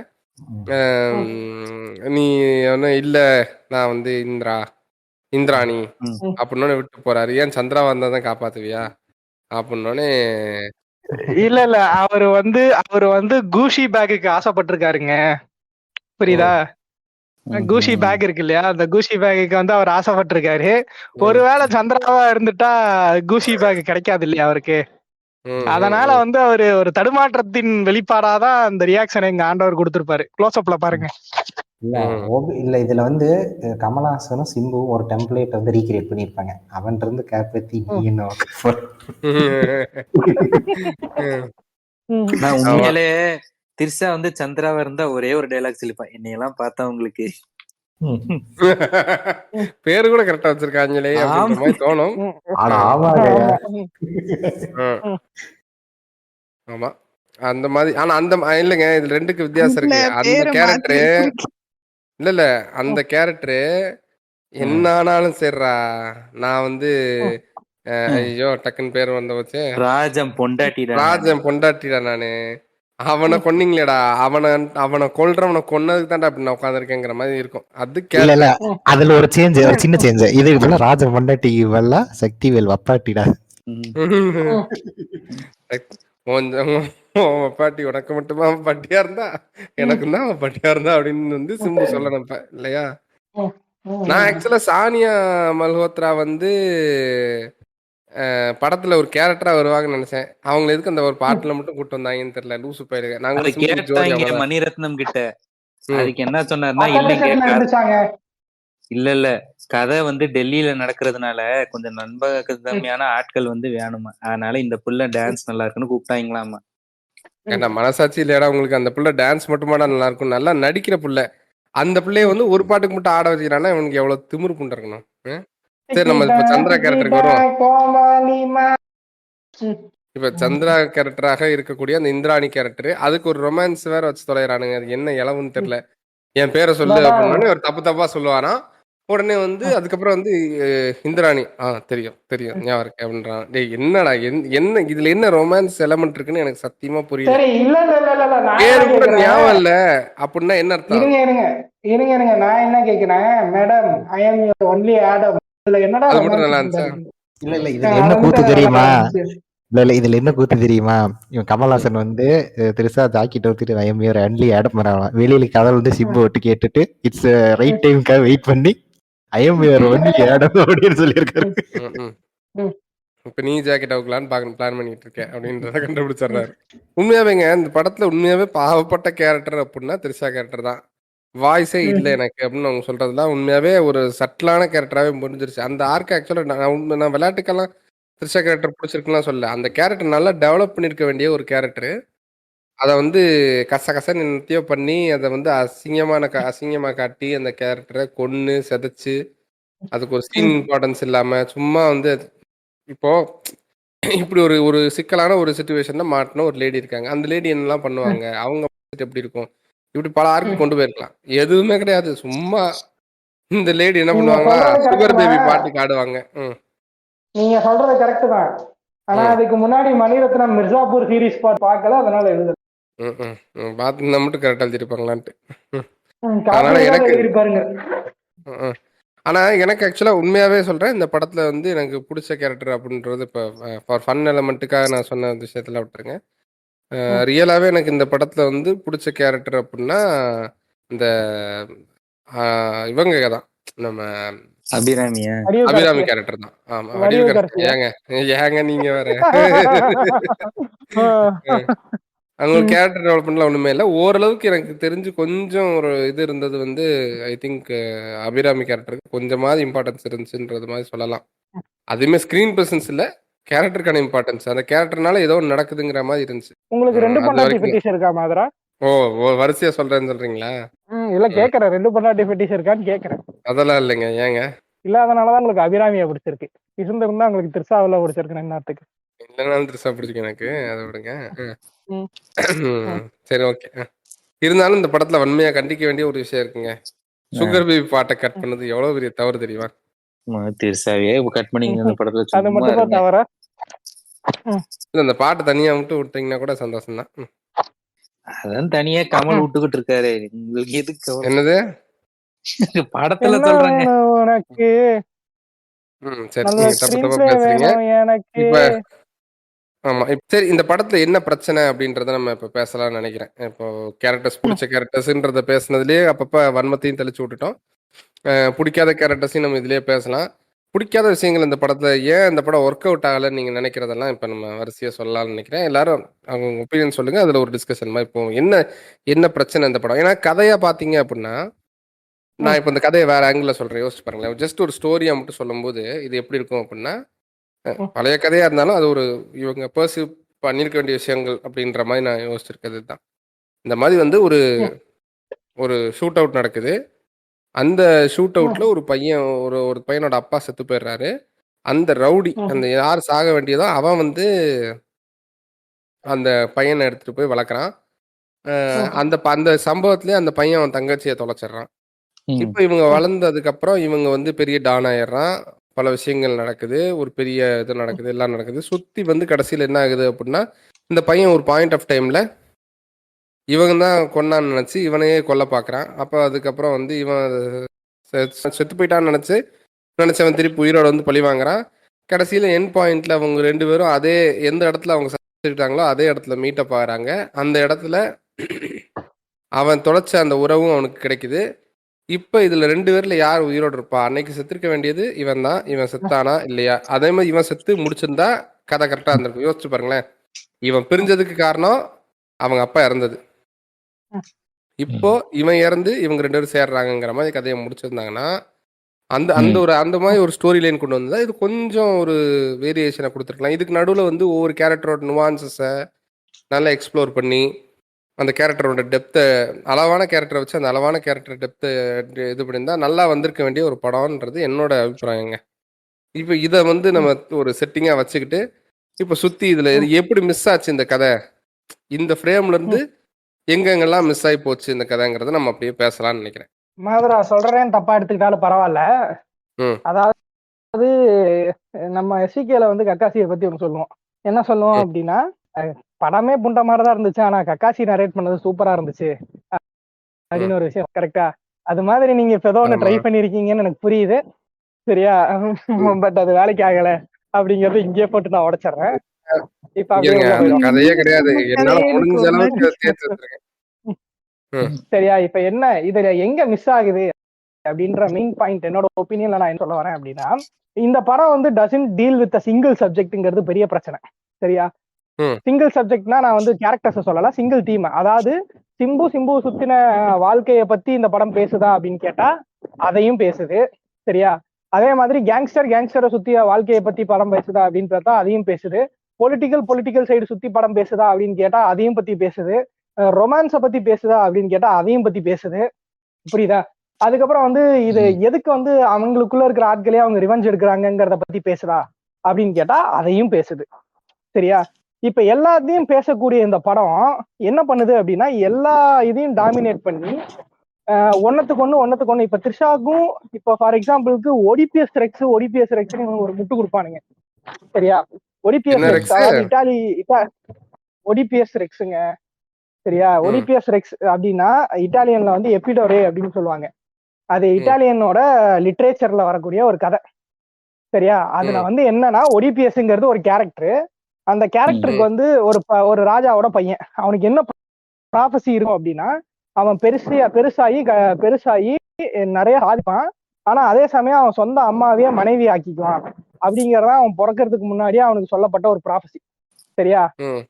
அதே மாதிரி அந்த குழந்தையும் பிறந்துரும். அந்த குழந்தைய என்ன பண்ணுவாங்க அப்படின்னா, ஒரு ஒரு ஆடு மேய்க்கிற ராஜா வந்து கொல்ல சொல்லிடுவாரு.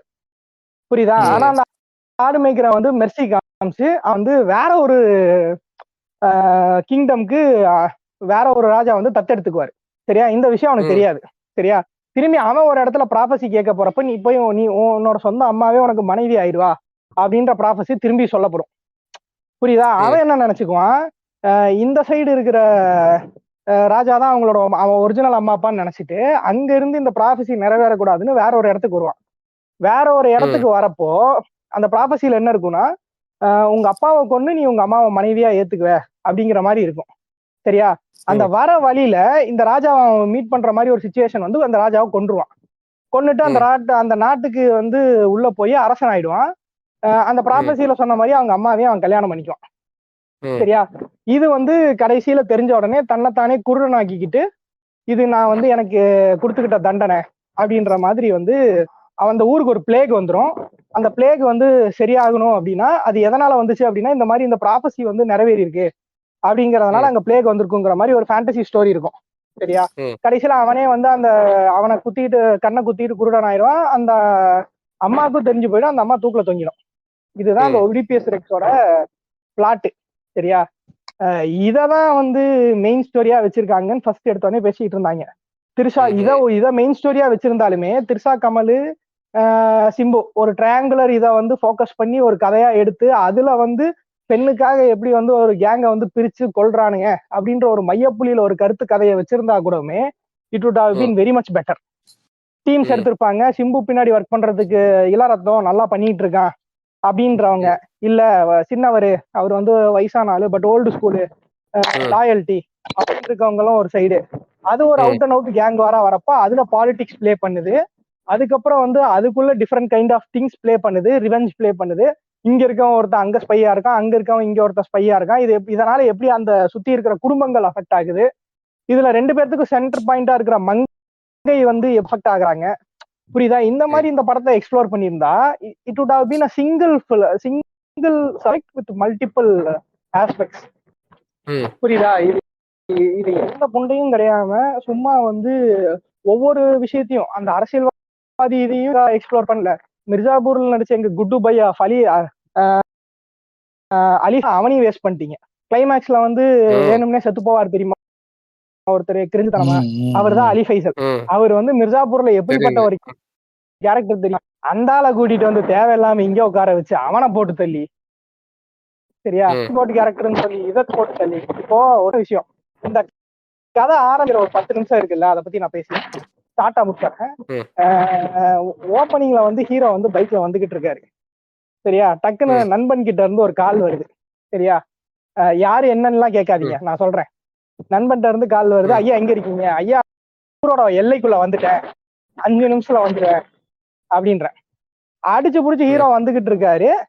வந்துகிட்டு இருக்கப்ப பாத்தீங்க அப்படின்னா ஒரே டிராபிக், உள்ள பூந்து வர முடியாத அளவுக்கு ஒரு டிராபிக் இருந்தாலும் அந்த தியேட்டர் எங்க இருக்குன்னு தெரியாம தியேட்டரை தாண்டி 1 கிலோமீட்டர் போயிடுறாரு.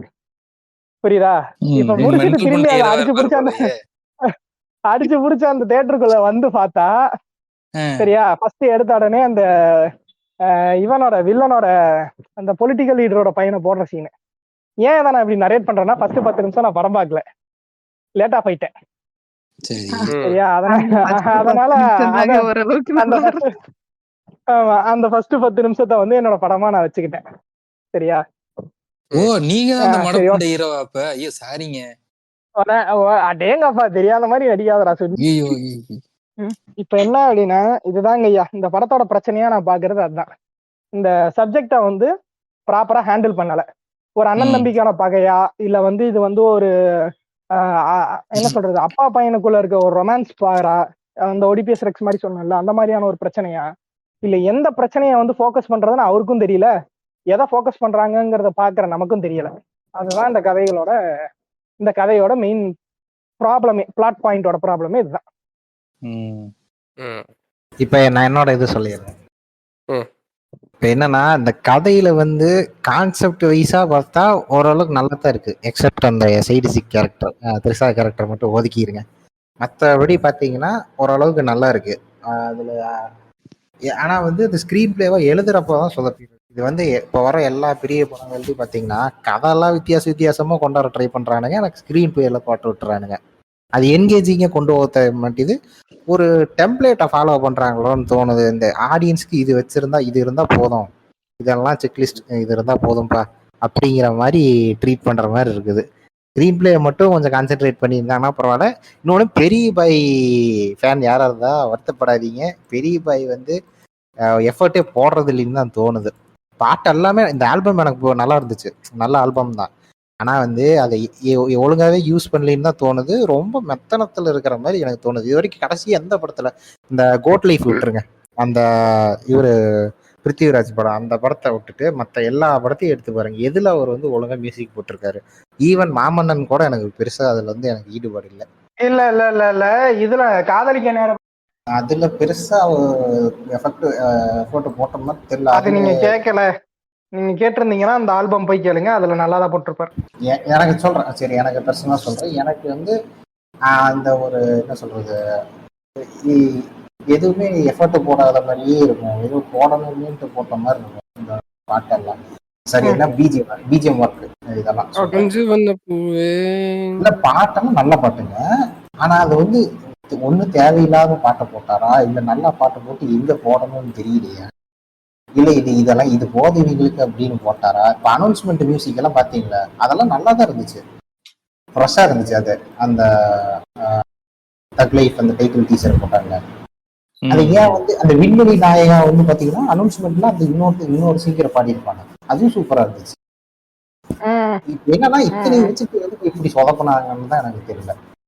இதை கொஞ்சம் நல்லா பண்ணியிருக்கலாமா அப்படிங்கிற மாதிரி இருந்தது. அப்புறம் கேரக்டர்ஸ் வந்து இன்னொன்று, கேரக்டர்ஸ் பார்த்தீங்கன்னா இப்போ இந்த படத்தில் பொதுவாகவே சொல்றேன், இப்போ கேரக்டர் வந்து ஸ்கேப் கோட் கேரக்டர், இதுக்கு இம்பார்ட்டன்ஸ் இல்லைன்னா எதுக்கு அந்த ஒரு நல்ல ஆக்டரை கூப்பிட்டு வந்து அவங்க டைமும் வேஸ்ட் பண்ணிட்டு அது மூலியமா நம்மளுக்கும் ஒரு எதிர்பார்ப்பு உண்டாக்கி ஏமாத்தி, அது எதுக்குன்னு எனக்கு தெரியல. அதுக்கு ரேண்டமா நான் நிறைய பேர் சினிமாவுக்கு வாய்ப்பு தர்றவங்களுக்கு ஒரு சான்ஸ் கொடுத்துருந்தா கூட பரவாயில்ல. ஒரு 5 செகண்ட் வந்துட்டு போறதுக்கு எதுக்கு? இப்போ இந்த என்ன சொல்றது, இப்போ மீன் பார்த்தேன், இப்போ மாலிவுட்டின் ஜெகபதி பாபு ஜோர்ஜ் ஜார்ஜ் அப்படின்னு. நான் அப்பேற்பட்ட ஆளை அவர் நடிச்ச 3 படம் பாருங்களேன், பெருசா எதுவுமே போல. அந்த மனுஷன் நல்ல ஆக்டர்னு எல்லாத்தையும் தெரியும்.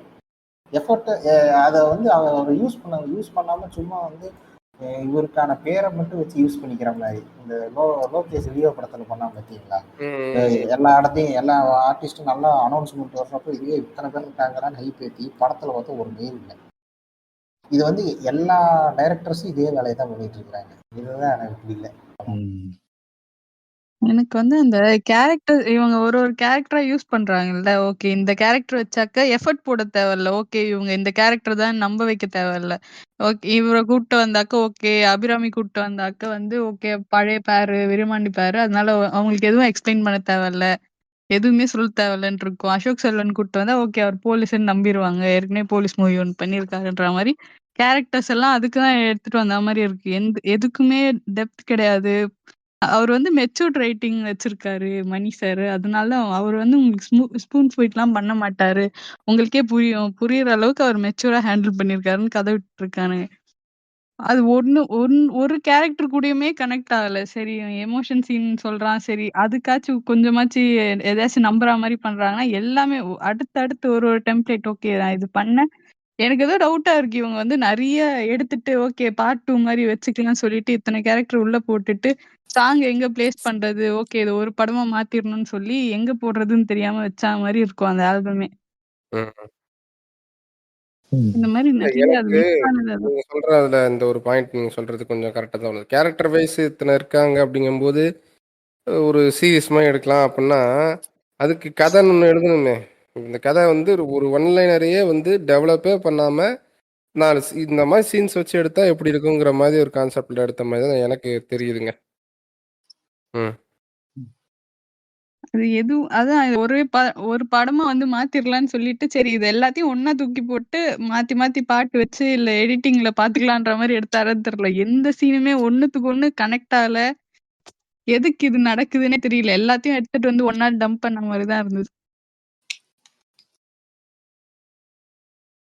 எனக்குமே வந்து இப்ப நீங்களா சொல்ற மாதிரி எனக்கு இந்த படத்துல ஃபர்ஸ்ட் ஆஃப் ஆல் வந்து நிறைய டூ மச் ஆஃப் கேரக்டர்ஸே வந்து இந்த படத்துல ஒரு பெரிய மைனஸா தோணுது.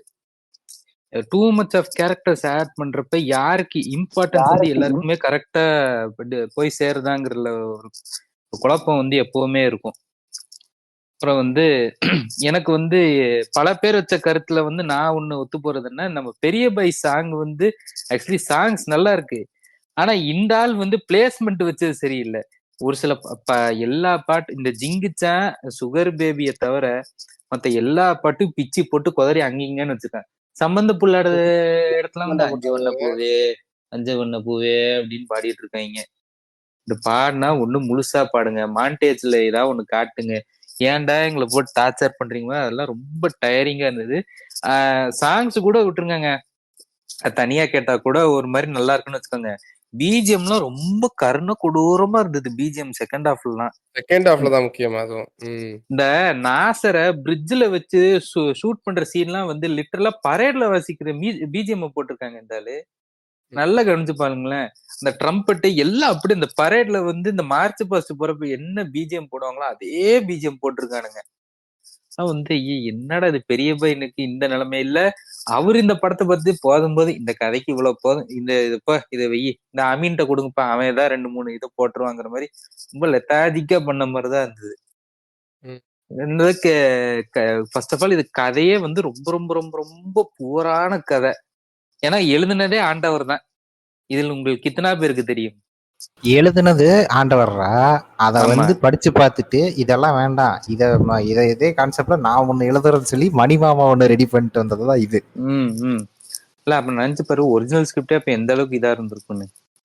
எனக்கு தெரிஞ்சு இந்த ஆள் வந்து இந்த நாயகனோட ஒரு இன்ஸ்பிரேஷன்லாம் ஒரு ஸ்கிரிப்டா எழுதி இருப்பாருங்க வேற மாதிரி. அது இவரு வந்து இல்ல நான் வந்து என் ஸ்டைல நான் கொஞ்சம் மாத்துறேன், நம்ம 2 பேரும் இணைந்து ஒரு படம் செய்வோம் வாங்கள் அப்படின்ட்டு கூப்பிட்டு உட்கார வச்சு. இல்ல கதை எழுதுனது கமலு. அதாங்க இத டைரக்ஷனுக்கு எடுத்து போய் டைரக்ஷன் பண்ணி கொடுங்க அப்படின்னு சொல்லி சொன்னானே டைரக்ஷன் பண்ணி கொடுத்ததுதான் வந்து மணிரத்னம். எனக்கு என்ன தோணுதுன்னா, ஐயா இருங்க, டைரக்ட் பண்ணது மணிரத்னம் தான், ஆனா ஸ்கிரிப்ட் நிறைய சேஞ்ச் பண்ணியிருக்கான். அது கமலே ஒரு இன்டர்வியூல சொல்லியிருக்கான். இது அப்படியே எடுக்கல, நிறைய மணிரத்னம் சேஞ்ச் பண்ணி பண்ணியிருக்கான். அதுதான் நானும் சொல்றேன். எல்லார் படத்தையும் சேஞ்ச் பண்ணி சாவடிச்ச உன் படத்தை சேஞ்ச் பண்ணி என்ன பண்றேன் பார் அப்படின்னு பண்ண மாதிரி தான் எனக்கு தெரியுது. தக் லைஃப்னு டைட்டில் வச்சதுமே இதுல ஒரு உள்குத்தா இருக்குமோன்னு எனக்கு தோணுது. வேற யாருக்காவது தோணுதா? உண்மை. மணி மாமா தக் லைஃப் பண்ணிட்டாருங்க. கமலாச்சு இல்ல, மணிரத்னத்தோட ஸ்கிரீன் பிளே எழுதின ஒரு படம் இருக்கும், சரத்குமார் விக்ரம் பிரபு எல்லாம் நடிச்சிருப்பாங்க. அது ஏதோ வானம்னு வருங்க. நடிச்சிருக்க மாட்டாங்க ஐயா. இல்ல, விக்ரம் பிரபு தான். ஆமா, மணிரத்னமோட வானம் கொட்டட்டும் அந்த படத்துலதான் கண்ணே ராசா சிங்கா. ஆக்சுவலி அந்த படமே வந்து எனக்கு பிடிக்குங்க ஐயா. அதை ஓரளவுக்கு டீசெண்டா எழுதியிருப்பாரு, யதார்த்தமா இருக்கும் அந்த கதை. ஓரளவுக்கு நேர்த்தியாகவும் இதாகவும் இருக்கும். ஒர்க் அவுட் ஆச்சு, எனக்கு ஒர்க் அவுட் ஆச்சு அந்த படம், வானம் கொட்டட்டும் அப்படின்றதெல்லாம். அந்த படத்தை வந்து அந்த மாதிரி எழுதி கூட அது ஒரு இதா முடிஞ்சுக்கும். இப்படி இந்த மாதிரி ஒரு கன்றாவி லேகியத்தை வந்து கிண்டி கொடுப்பானுங்கன்னு நான் எதிர்பார்க்கல. இல்ல நான் இதுல என்ன பாக்குறேன்னா, அந்த அவங்க 2 பேத்துக்குள்ள அஃபேர் இருக்கு. த்ரிஷா வந்து ஒரு அவனோட என்ன சொல்றான், அவனோட தேவை அப்படின்ற மாதிரிலாம் ஒரு டைலாக்ல வர்றாங்க. அதுல ஒரு ஜென்யூனிட்டியும், அஃபேர்ல என்னடா ஜென்யூனிட்டி கேட்குறீங்க அப்படின்ற மாதிரி நீங்க கேட்கறது புரியுது. அது அந்த பர்சனலா அவங்க 2 பேத்துக்குள்ள இருக்க ஒரு ரிலேஷன்ஷிப், கன்சென்சுவலான ரிலேஷன்ஷிப். அது அஃபேர், அது தப்பு தான். பட் அந்த தப்பை அவங்க செய்யறதுக்குன்னு ஒரு ரீசனோ, இல்லை அதுல இருந்து இவன் சிம்பு வந்து அதே தப்பை செய்யணும்னு நினைக்கிறது அதுக்கு ஒரு ரீசனோ இருக்கணும். அவன் எனக்குன்னு கொண்டு வந்தது, அதை அவன் வச்சுக்கிட்டான், அதனால இது எனக்கு தான், நான் எடுத்துப்பேன்னு ஏதோ சின்ன குழந்தை பால்வாடியில குழந்தைங்களும் அந்த முட்டை நான் கொண்டு வந்தேன், அந்த பொம்மை என்னோடது, அதை இவன் எடுத்து வச்சுட்டான் அப்படின்னு அழுகிற மாதிரி இருந்துச்சு. இவ்வளவுதான். அந்த அந்த டைலாக் மட்டும்தான் அதுக்கான ஜஸ்டிபிகேஷனே, வேற ஒண்ணுமே இல்லை. சிம்புக்கு ஏன் வந்து த்ரிஷா மேல ஒரு ஆசை வந்துச்சுங்க? இதுக்கு ஏதாவது ஒரு எக்ஸ்பிளேஷன் இருக்கணும் இல்லையா? எதுவும் இல்லை. ராஜி தான். அதையாவது சொல்லணுங்க ஒழுங்கா. அது அதுக்கேத்த மாதிரி ஏதாவது சீன்ஸ் வச்சிருக்கணும். நான் வந்து என்ன நினைச்சேன்னா, கடைசியில பிளாட் ட்விஸ்ட் உண்மையாலுமே இதுதான் சந்திராவா இருக்கும். அப்ப சிம்புக்கு ஒரு சாக்கு இருக்கும். புரியுதா என்ன சொல்றேன்னு? புரியுறது. அந்த மாதிரி எல்லாம் பிளாட் ட்விஸ்ட் வச்சிருப்பாங்கன்னு நினைச்சேன். நான் என்ன நினைச்சேன், இந்த படம் பாக்குறதுக்கு முன்னாடி நிறைய இந்த ஸ்பாய்லர்ஸ் எல்லாம் போட்டிருந்தாங்க. ஒருவேளை சிம்புவும் த்ரிஷாவும் சேர்த்து கமலை போட்டுறாங்க அப்படின்னு நினைச்சேன். நீங்க நினைக்கிறது மாதிரிதான் 4 எல்லாரும் நினைச்சாங்க. 3 பேருமே சேர்ந்து போட்டுப்பாங்கன்னு கூட நிறைய பேர் நினைச்சாங்க. அது நடக்கல. சரி வாங்க எல்லாரும் மனசு விட்டு பேசுவோம். என்ன இப்ப என்ன என்ன என்ன என்ன என்ன ஒண்ணு இல்ல, வாங்க அல்ல போலாம். இதுல கிரிஞ்சான சீன்ஸ் அப்படின்னு நம்ம பேசுறதுக்குலாம் எனக்கு தெரிஞ்சு ஒண்ணுமே இல்லைங்க. இந்த படம் ஏன் எடுத்தானுங்க, எதுல இருந்து இந்த படம் அதோட எனக்கு ஆக்சுவலா ஃபர்ஸ்ட் ஹாஃப், இப்ப நீங்க சொல்லும் போது இவர் சபாஸ்ன்னு தான் சொல்லி நம்ம கிண்டல் அடிச்சாரு. ஃபர்ஸ்ட் ஹாஃப் வரைக்கும் எனக்கு வந்து ஓகே ஒரு மாதிரி கொஞ்சம் வேகா போகுது, இப்படித்தானே எடுக்கிறாப்புல மணிரத்னம் வர வர அப்படின்ற மாதிரி தான் இருந்துச்சு. செகண்ட் ஹாஃப்ல வந்து அது மணிரத்னம் படங்கிற வாடையே சுத்தமா இல்ல. வேற என்னென்னமோ நடக்குது. ஃபைட்டு, இந்த மாதிரி ஃபைட்லாம் வந்து யூஸ்வலா மணிரத்னம் படத்துல இருக்காது. அதெல்லாம் வச்சிருந்தானுங்க, என்னன்னு தெரியல. சரி ஓகே வேற ஏதாவது இருக்குன்னு பார்த்தா கிட்டத்தட்ட இந்தியன் 2 தாங்க 2வது பார்ட் ஞாபகப்படுத்துச்சு எனக்கு. அதே மாதிரி கொஞ்சம் முடிக்கு வந்து கொஞ்சமா கலர் அடிச்சிருந்தனால எப்படி, இன்னும் கொஞ்சம் நிறைய கலர் அடிச்சு மூஞ்சில நல்லா மைதா மாவு பூசி மூஞ்சில சுருக்கமா வச்சிருந்தாங்க அப்படின்னா அப்படியே அது இந்தியன் 2 தான் அப்படின்ற மாதிரி தான் இருந்திருக்கும். அதெல்லாம் பரவாயில்ல. அதான் பல்கேரியா காட்டுக்குள்ள இப்ப கமல் வந்தோடனே அவர் செல்போனுக்கு போன் வருதான், ஏங்க என்னாச்சு, என்ன செய்திய, என்ன ஒரே சத்தமா இருக்கு, நீ இங்க பாரு, சக்திவேலு நீ வந்துருவேன்னு தெரியும், வாக்கு கொடுத்துட்ட, வந்துடுறம்மா மட்டும் சொல்லிடல, எல்லாம் ஃபுல்லா வந்துடுற அப்படின்னு போன வச்சுட்டு அந்த இல்ல நீ அந்த பல்கேரியா சொன்ன இது வந்து விவேகம் தானே. விவேகத்துல கூட அஜித் எனக்கு வந்து விவேகத்துக்கு வந்து நான் ஜஸ்டிஃபை பண்ணு நான் கனவுன்னு நினைச்சது இல்லடா. அதுல கூட இவன் அஜித் வந்து ஒரு ஆர்மி ஆபீசரு, அவனுக்கு நிறைய ட்ரைனிங் இருக்கும், நல்லா ஃபிட்டான ஆளு, இந்த மாதிரி நிறைய இது சண்டையை பார்த்திருக்கிறாப்புல. அதனால பணியில் உள்ள நீ எப்படி அந்த புல்லட்டெல்லாம் இந்த குச்சி விட்டு எடுக்கிறாரு. சரி ஓகே விட்டுரு, இதை கம்பேர் பண்ண கேட்டு எனக்கு அப்படி தோணுது. இந்த கெல்ட்னா என்ன தெரியும்ட்டு போட்டு அங்க அவன் அவ்வளவு பேர் சுடுவாங்க, கீழே விழுவான், ஜாலியா வந்து அப்படி அவன் நடந்து போய் அந்த டெம்பிளுக்கு போயிருவாங்க. நான் கேக்குறேன் இருங்க, அததான் நானும் சொல்ல வரேன் சிஸ்வி. ஒரு பாண்டா குங்ஃபு கத்துக்குச்சு அப்படின்னா நம்புவீங்க, இந்த போண்டா கத்துக்குச்சுன்னா நம்ப மாட்டீங்களா? என்ன நியாயம் அது? அது அனிமேஷன் படங்க, அது லைவ் ஆக்ஷன் படம். என்னங்க முட்டா பண்றதனமா லைவ் ஆக்ஷனா நம்ப கூடாதா? Anything is possible if you are காயல்பட்டனக்காரன். இல்ல நீங்க டார்க் நைட் படத்தையே ரீமேக் இருக்கலாம் ஃப்ரெண்ட். எனக்கு இன்னொரு சீன் எது தெரியுமா சிரிப்பா இருந்துச்சு, பக்ஸ் வந்து தப்பிச்சு போறக்க ஹெலிகாப்டர் ஏறுவான், அது இடம் பாத்தீங்கன்னா சுத்தி வட்ட வழியா இருக்கும். ஒரு இது ஒரு நாய் போனா ஒரு பூனை போனா கூட தெரியும். அதுல வந்து பக்ஸ் வந்து அவசரமா ஏறுவான், ஏறிட்டு இந்த பக்கம் பார்த்தா மூன் நைட் ட்ரெஸ் போட்டு இவரு நிப்பாரு. இந்த காஸ்டியூம் எதுக்கு போட்டு வெயில்ல நின்னுட்டு இருந்தான்னு எனக்கு சத்தியமா புரியல. மூன் நைட் அப்படிங்கிற அந்த பிஜிஎம் மட்டும் தான் மிஸ்ஸிங். மூன் நைட்டா கந்தசாமியா? Moon night. மூணு நைட்டா இவங்க அசிங்கப்படுத்துறத பத்தாதுன்னு இப்ப கந்தசாமியை வேற உள்ள இழுத்து விட்டு இன்னும் அசிங்கப்படுத்துற. ஏன்டா இதுல எனக்கு இன்னொரு டவுட் என்ன, இந்த தக்லீஃப் அனௌன்ஸ்மெண்ட்ல எதுக்கு இது ரிவர்ஸ்ல பேசணும்? எதுக்குடா யாக்குசைடு சொல்ற, எதுக்குடா நாய்க்கர்னு சொல்ற, ஏன்டா எதுக்குடா அப்படிங்கிற மாதிரி இருக்கு. உங்கள் எல்லாரையும் குழப்பத்தான். அப்போதான் இந்த காவியத்தை நீங்கள் கண்டுபிடிக்க மாட்டீர்கள் என்று நான் நினைத்தேன். இல்ல பாரதி இல்ல ராஜா வயசுல ஏன்டா பேசுறேன்னு நீங்க கேட்கலாம். இல்ல நீங்க உங்க கமல் பங்கு வயசுல கொஞ்சம் மாறிடுச்சு. உங்க பங்குக்கு நீங்க கமல் மாதிரி பேசுங்க, நான் மணி மாதிரியே பேசிடுறேன்னு. Please please. ஓகே, பிராக்டிஸ் பண்ணிட்டு வந்திருக்கான், அதான் பர்ஃபார்ம் பண்ணு கேக்குறான். பர்ஃபார்ம் பண்ணு, கமான். இல்ல அந்த சீன் வந்து நீங்க நல்லா நோட் பண்ணீங்கன்னா அதுல கமல் தான் வந்து பேசியிருப்பாரு. I was just behind the cameras, அன்பரி was there, they were all shooting. எனக்கு அது ஒன்றும் புரியல. I was just having the script. அவர் அப்படியே வந்து ரிவர்ஸ்ல படிச்சாரு. நான் ஜஸ்ட் வந்து ரவி கே சந்திரன் வச்சு I just shot it all. It just came out really well. That's what he is. That is call Kamal. Mani நல்லா இல்ல மணி, கேவலமா இருந்துச்சு மணி, சொன்னா புரிஞ்சுக்க. இவன் எடுத்த படத்துக்கு இவ்வளவு போதும். இதுக்காக வந்து ராத்திரி போல உக்காந்துட்டு ஜீவா ஜீவான்னா நம்ம என்ன மனப்பாடம் பண்ணிட்டு வர முடியும்? விடுங்க. எனிவே இது வந்து இதுக்கு மேல இந்த படத்தை பத்தி என்னென்ன பேசணும்னு இருக்குன்னா பேசுங்க ஐயா. எனக்கு இதுல வந்து வேற எதுவும் நானா வாலண்டியரா பேசுறதுக்கு ஒண்ணும் இல்லை. இல்ல இதுக்கு மேல இழுத்த படத்தோட அருவியா போயிருமோன்னு நம்மளுக்கு பயமா இருக்குது. ஆமா, எல்லாரும் கேட்டீங்க, நீங்கள் கேட்டீர்கள், நாங்கள் கொடுத்து விட்டோம். இதை நீங்கள் எப்படி எடுத்துக்கொள்கிறீர்களோ அப்படியே உங்களுக்குள் ஆட்கொள்ளப்படும். அப்படி ஆட்கொள்ளாவிட்டாலும் அது உங்களுக்குள்ளே இருக்கும் என்பதை சொல்லிக் கொள்கிறேன். வேற எதுவும் சொல்லணும் விரும்பல, நீ பேசு. இல்ல இந்த படத்துல உண்மையிலே பேசுறதுக்குன்னு இல்ல, ரோஸ் பண்றதுக்கே நமக்கு வந்து எஃபர்ட் வரல அந்த இல்ல. அளவுக்கு. அது நான் இப்ப ஒரு விஷயம் தெளிவுபடுத்துறேன். இப்ப ஆக்சுவலா நாங்க வந்து இந்த படத்தை பார்த்து ஒரு நாள் 2 நாள்ல இதை பேசியிருக்கோம். இது வந்து இன்னொரு தடவை இந்த கொடுமையை பார்த்து இதுல டீகோட் பண்ணி இன்னும் பல விஷயங்கள் பேசலாம். நான் சொன்ன மாதிரி ஒரு இன்ஸ்டன்ஸ் இருந்துச்சு இல்லையா, அந்த சர்க்காரியான்னு வச்சதெல்லாம் வச்சு உட்காந்து பேசணும்னா பேசலாம். பட் இப்போதைக்கு இருக்க மூடுக்கு இது தலைவலியா இருந்துச்சு அப்படிங்கறதுனால இதுக்கப்புறம் பார்த்தா மட்டும் நான் நல்லாவா இருக்க போகுதுன்னா நல்லா இருக்காது தான். பட் நான் already we have promised one universe, Mani Ratnam யூனிவர்ஸுங்கிற மாதிரி ஒன்று பண்ணலான்ற ஒரு ஐடியாவில் இருக்கும். ஸோ அதில் வந்து பேசும்போது இந்த படத்தை வந்து இன்னுமே ஏன் வந்து மற்ற இந்த என்னென்ன கனெக்ஷன்ஸ் இருக்குது, இதே மாதிரி எடுத்திருக்காரா மணிரத்னம் அப்படிங்கிற ஒரு கம்பேரிசன்லாம் வரும்போது இது இன்னும் கொஞ்சம் டீகோட் பண்ணி தெளிவாக பேசலாம். அதனால தான் அது இந்த மாதிரி நாங்கள் பேசிக்கிட்டு இருக்கோம். சரி, இந்த படம் கிளைமேக்ஸ் பத்தி எப்படி இருக்குன்னா இந்தியன் 3 வரும், அதனால இந்தியன் 2 சகிச்சுக்கங்க அப்படின்ற மாதிரி இருக்கு. இல்ல ஏங்கய்யா, இந்த படம் கிளைமேக்ஸ பத்தி நீங்க என்ன நினைக்கிறீங்க? அது ஒரு உண்மையாவே நல்ல விஷயங்க. உண்மையாவே கிளைமேக்ஸ் எனக்கு ரொம்ப பிடிச்சிருந்துச்சு. சரி, ஒரு வேளையா வந்து படம் முடிய போகுது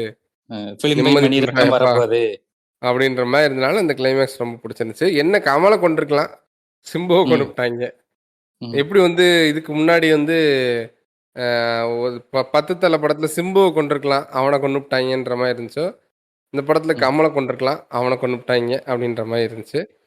ஸோ எனிவே அவர் பேர் என்னங்க, ரங்கராய சக்திவேல். ரங்கராய சக்திவேல் இல்லப்பா, 10 தலையில செத்து போவாரு ஒருத்தர், கௌதம் கார்த்திக். கௌதம் கார்த்திகோட ஆத்மா சாந்தி அடையும். நான் ஜாக வேண்டிய இடத்துல நீ சத்தியல பொழைச்சிருவாங்க. அவன் சாவ மாட்டாங்க, பொழைச்சிருவான். சரி, ஓகே, ரைட். அப்படியா, தப்பிச்சிருவான். அந்த எண்டிங் தாண்டா ஹைலைட் பிசி. அது வந்து அந்த திருவள்ளுவர் கெட்டப்ல வேட்டி கட்டிட்டு கூலிங் கிளாஸ் போட்டுட்டு வயல்வெளியில நாயகா அங்க நம்மால் வர கதை தான் எடுத்திருக்கானுங்கிறது எனக்கு லேட்டா தான் புரிஞ்சுச்சு. இது வரைக்கும் என்ன சம்பந்தமே இல்லாம எடுத்தேன், இப்ப குடுக்கறேன் பாரு எண்டுன்ற மாதிரி சம்பந்தமே இல்லாம 3 விவசாயத்துக்கு ஒரு சவுக்குன்னு ஒரு விட்டாரு. இது வரைக்கும் சாதாரண ரங்கராய சக்திவேலா இருந்தவர் கதிரவால் எடுத்துக்கப்புறம் தோழர் ரங்கராய சக்திவேலா மாறின ஒரு அந்த டிரான்ஸ்பர்மேஷன் ரொம்ப அற்புதமா இருந்தது. தோழர் வந்து அதோட நிப்பாட்டினாரா? காமிஸ பார்த்தாலும் சேர்க்கறது இல்ல, ஜப்பானு அதுலாம் போயிட்டு கடைசியில காமிஸ் உருவத்தை எடுக்கிறாருங்கிறதா விசித்திரமா இருந்துச்சு. எனிவே எனக்கு அதுல கடைசி கிளைமேக்ஸ்ல வந்து எனக்கு என்னன்னா, நல்ல வேலை இதுக்கப்புறம் வந்து விவசாயம் செய்து நான் செழிக்க வைக்க போகிறேன் அப்படி இப்படின்னு ஏதாவது பேசி தொலையாம விட்டாங்களே, அதோட விட்டாங்களேங்கிற சந்தோஷம் தான் எனக்கு. ஓவராலா நான் என் தரப்புல இருந்து என்ன சொல்லுவேன்னா, படம் ரொம்ப திராவியான ஒரு ப்ராடக்ட். இந்த வருஷம் வந்து பல பேரோட எக்ஸ்பெக்டேஷன் லிஸ்ட்ல இருக்கிற ஒன் ஆஃப் த படமும் இதுதான். ஆனா இப்ப உண்மையிலே வந்து வேற வழி இல்லாம வந்து கூலிக்கு வந்து எல்லாரும் ரூட்டு விடுற நிலைமைக்கு ஆயிப்போச்சு. இப்ப தொடர்ச்சியான பல பெரிய படங்கள் ஃபிளாப்பினால் சரி லோகேஷ் ஏமாத்த மாட்டாரு, தலைவர் இருக்காருன்னு எல்லாரும் வந்து மனசை தேர்த்திக்கிறாங்க. அண்ட் ஒரு நல்ல விஷயம் சொல்லணும்னா கம்பேரிட்டிவ்லி உண்மையிலே வந்து சிம்புவோட பர்ஃபார்மன்ஸ் நல்லா இருந்தது. ஆனா இந்த படத்துக்கு இந்த பர்ஃபார்மன்ஸ் வந்து தேவையான்னு கேட்டா அது கிடையாது. அவரோட எஃபர்ட்ஸ் எல்லாம் வந்து தேவையில்லாம வேஸ்டா போச்சுங்கிறது தான் உண்மை. ஆனா தப்பு சிம்பு மேல இல்ல, சிம்புவோட இந்த படத்தை எஃபர்ட் நல்லா இருந்துச்சு. ம். அது ஏன்னா அந்த நல்லா இல்ல. அதான் தயவு இல்லைங்க செய்து அதை உண்மையிலே ரொமான்டிசைஸ் பண்ணாதீங்க. படம் பாக்குறப்ப நான் சின்னியாட்ட சொன்னா அவனை நடிக்க வேணாம்னு சொல்லி எரிச்ச புண்டையா இருக்கு அவன் மூஞ்ச பாக்குறதுக்கே. இல்ல இல்லைங்க கம்பேரிட்டிவ்லி சொல்றேன். கம்பேரிட்டிவ்லி ஏதோ ஒரு எஃபர்ட் போட்டிருக்காரு. ஆனா அந்த எஃபர்ட் போட்டுமே வேஸ்ட்ன்னு தான் நான் சொல்றேன். அது அது ரிஃப்ளெக்டே ஆகல. அதான் உண்மை. அதான் சொல்ல வரேன். இங்க எனக்கு அதான் புரியல. நிறைய பேர் சொல்றீங்க சிம்பு சூப்பரா நடிச்சிருக்காரு ஆஹா ஓஹோன்னு. நடிக்கிறதுக்கு ஸ்கோப்பே அந்த எரிச்சல் தான்டா படத்துல அந்த கேரக்டர் ஒண்ணுமே இல்ல. அந்த கேரக்டர் நமக்கு பார்க்கும்போது எரிச்சலா இருந்துச்சு. சிம்புக்கு நடிக்க தெரியுங்கிறது எல்லாத்துக்கும் தெரியும். அதுக்கான ரோலே அது கிடையாது. அதுக்கு அந்த அந்த கேரக்டர் டெவலப்மெண்ட் ஆர்க் டெவலப்மெண்ட் ஒரு புண்டையும் கிடையாது இதுல. எரிச்சலாவும் கோமாளி மாதிரியும் கிளவுன் மாஸ்க் மாட்டிட்டே சுத்தினா எப்படி இருக்குமோ அந்த மாதிரி தான் இருந்துச்சு. படத்துல இன்னொரு விஷயம் நோட் பண்ணீங்கன்னா எல்லாருமே கடைசியில வந்து முடிய நிறைய போட்டு அதுல பின்னாடி ஒரு சின்ன கொண்டையா போட்டு சுத்திக்கிட்டு இருக்காங்க. ஆமா எல்லாருமே வந்து அவர் யாருங்க அவரு ஜான்விகா மாறிட்டான்னு நினைக்கிறாங்களா என்னன்னு தெரியல. ஜான்விக்குங்கிற பாருங்க சாரி ஜான் ஸ்னோவா மாறிட்டான்னு நினைக்கிறாங்களா என்னன்னு தெரியல. என்ன இலவோ எல்லாத்தையும் கலந்து கட்டி ஒரு மாதிரி எடுக்கலான்னு சொல்லி பண்ணி வச்சிருக்கானுங்க. இது இன்னொரு விஷயம் நம்ம முக்கியமா பேசுறேங்க. இப்போ படத்தை பியாண்ட் தட் மூவிஸ் எல்லாம் தாண்டி இவ்வளவு நாள் வந்து ஏதோ ஒரு ப்ரொடியூசரு எவனோ ஒருத்தன் சினிமாவை பத்தி என்ன அண்டர்ஸ்டாண்டிங் இல்லாம ஒரு படத்தை வந்து ப்ரொமோட் பண்றதுக்கு இன்ஃப்ளூயன்சர்ட்ட காசு கொடுத்து நான் ஆக்சுவலா பார்த்தேன் இந்த படம் ரொம்ப நல்லா தான் இருந்துச்சு எல்லாரும் போய் சொல்றாங்க ரிவ்யூஸை நம்பாதீங்க அப்படின்லாம் பேச வைப்பாங்கன்னு கேள்விப்பட்டிருக்கேன். இவ்வளவு நாள் வந்து கலைக்காக மக்கள் என்ன சொன்னாலும் ஏத்துக்குவேன், மக்களுக்கு பிடிக்கலன்னா பிடிக்கலாதான் அப்படின்ற அளவுக்கு எடுத்துக்கிட்டு இருந்த ஒரு கமலஹாசனோட ப்ரொடக்ஷன் கம்பெனியே வந்து இன்னைக்கு வந்து இதே வேலையில இறங்கியிருக்காங்க அப்படின்னா என்ன மாதிரி பாக்குறது இதுல இதுக்கு பின்னாடி இருக்குது இதெல்லாம் கமலுக்கு தெரியாது அவருக்கு தெரியாமையே அதெல்லாம் நடந்துருச்சு அப்படின்னு சொன்னா அந்த அளவுக்கு என்ன நடக்குதுன்னே தெரியாத மலுவட்டியாங்கிற மாதிரி தான் கேட்குற மாதிரி தோணும். இப்போ தெரிஞ்சுதான் நடக்குதுங்கிறதான் விஷயம். அப்ப எதை வச்சு இந்த ஆளை கன்வின்ஸ் பண்ணியிருப்பானுங்க இப்பெல்லாம் பண்ணலாம் அப்படின்றதா எனக்கு ரொம்பவே ஒரு உறுத்தலா இருக்கு. இதுல நீங்க சொன்னீங்களே இவர் சைட்ல ப்ரொடக்ஷன்ல காசு போயிருக்குன்னு. As of now official records படி 35 லட்சம் ரூபாய் இன்வெஸ்ட் பண்ணிருக்காங்க இன்ஃப்ளூயன்சர்ஸ் இந்த படம் நல்லா இருக்குங்கிற பாசிட்டிவ் இதை வந்து ஸ்ப்ரெட் பண்ணணும்னு. 35 லட்சம். இந்த விஷயத்துல மட்டும் சொல்றேங்க, இதுக்கு அந்த அக்கா தேவைதாங்க. வந்து கடின்னு கடிச்சா சந்தோஷமா இருக்குங்க. ஒரு படம்டா என்ன கொடுத்தாலும் திம்பிங்களாடாங்கிற மாதிரி தான் இருக்கு. ஆனால் சில கப்புள் விளாகர்ஸ் வீடியோ பார்ப்பேன், எனக்கு அவங்கள பிடிக்கும் இந்த சென்ஸ் சரி நல்லா பண்ணுறாங்களேன்ற மாதிரி இருந்துச்சு. ஆனால் எதை கொடுத்தாலும் திம்பேன் நான், காசுக்காக என்ன வேணா செய்வேங்கிற அளவுக்கு இந்த படத்தை பார்க்காம வந்து இந்த படம் ஆஹா ஓஹோன்றது என்ன, எப்படா சூப்பர்ரா நீங்களாம் போய் பாருங்கன்னு சொல்றது என்ன. ஆனா இந்த இன்ஃப்ளூயன்சர்ஸ் எல்லாம் முன்னாடி படத்துல ஒரு இன்ஃப்ளூயன்சர் வந்து சூப்பரா ஒரே ஒரு டைலாக் காட்டி 4 ஸ்டேட்லயும் போய் வந்து 4 பாஷையிலும் பேசிட்டு வந்தாரு. இனிமே இங்க நான் தான் ரங்கராய சக்தி வேலு அப்படின்னு சொல்லிட்டு, சரி தெலுங்குல இப்படி நேனே ரங்கராய சக்தி வேலுன்னு, அப்புறம் இந்தியில போய் அந்த ஒரு பாஷைக்கு ஏத்த மாதிரி சொல்லிவிட்டு சரி ஓகே ஏதோ வந்து வா ஓ மாஸ் அப்படி என்னென்னமோ இருக்கும்போது பார்த்தா கடைசி வரைக்கும் கொண்ட போட்டே வராங்க, பேசுறாங்க, போறாங்க.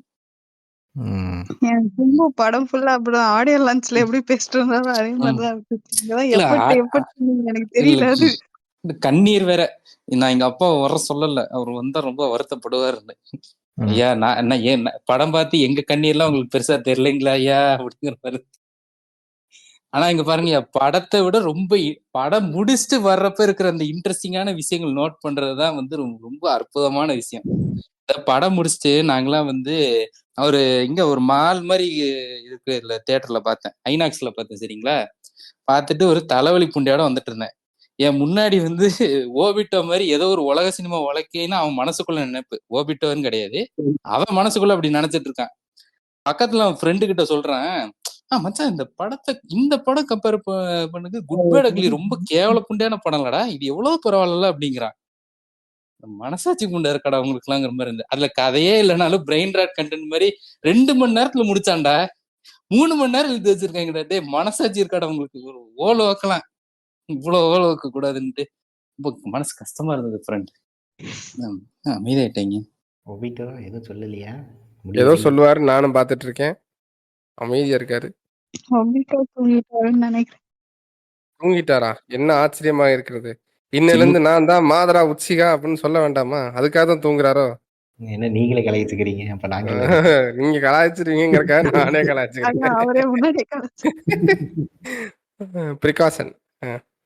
எனிவே, ஸோ இதெல்லாம் தான் விஷயம். ஸோ அதனால இந்த படத்தை இப்போதைக்கு விட்டுவிட்டு இதை நம்ம மீண்டும் வந்து மணி யூனிவர்ஸோட வந்து பார்ப்போம் அப்படின்னு சொல்லிட்டு இந்த எபிசோட் இது வரைக்கும் கேட்டு இந்த அனாலிசிஸ் வந்து ஓகே, ஓரளவுக்கு பரவாயில்ல, நல்லா டிஸ்கஸ் பண்ணியிருக்கீங்க. நல்ல விஷயங்கள் நீங்கள் நினைச்ச விஷயங்களும் நாங்கள் பேசியிருந்தோம் அப்படின்னா அது என்ன விஷயங்கிறதெல்லாம் டிஸ்கார்ட் சர்வர்லேயோ இல்லை எங்களோட கமெண்ட் செக்ஷன்லேயோ வந்து தாராளமாக உங்கள் கருத்துக்களை பதிவிடுங்கள்.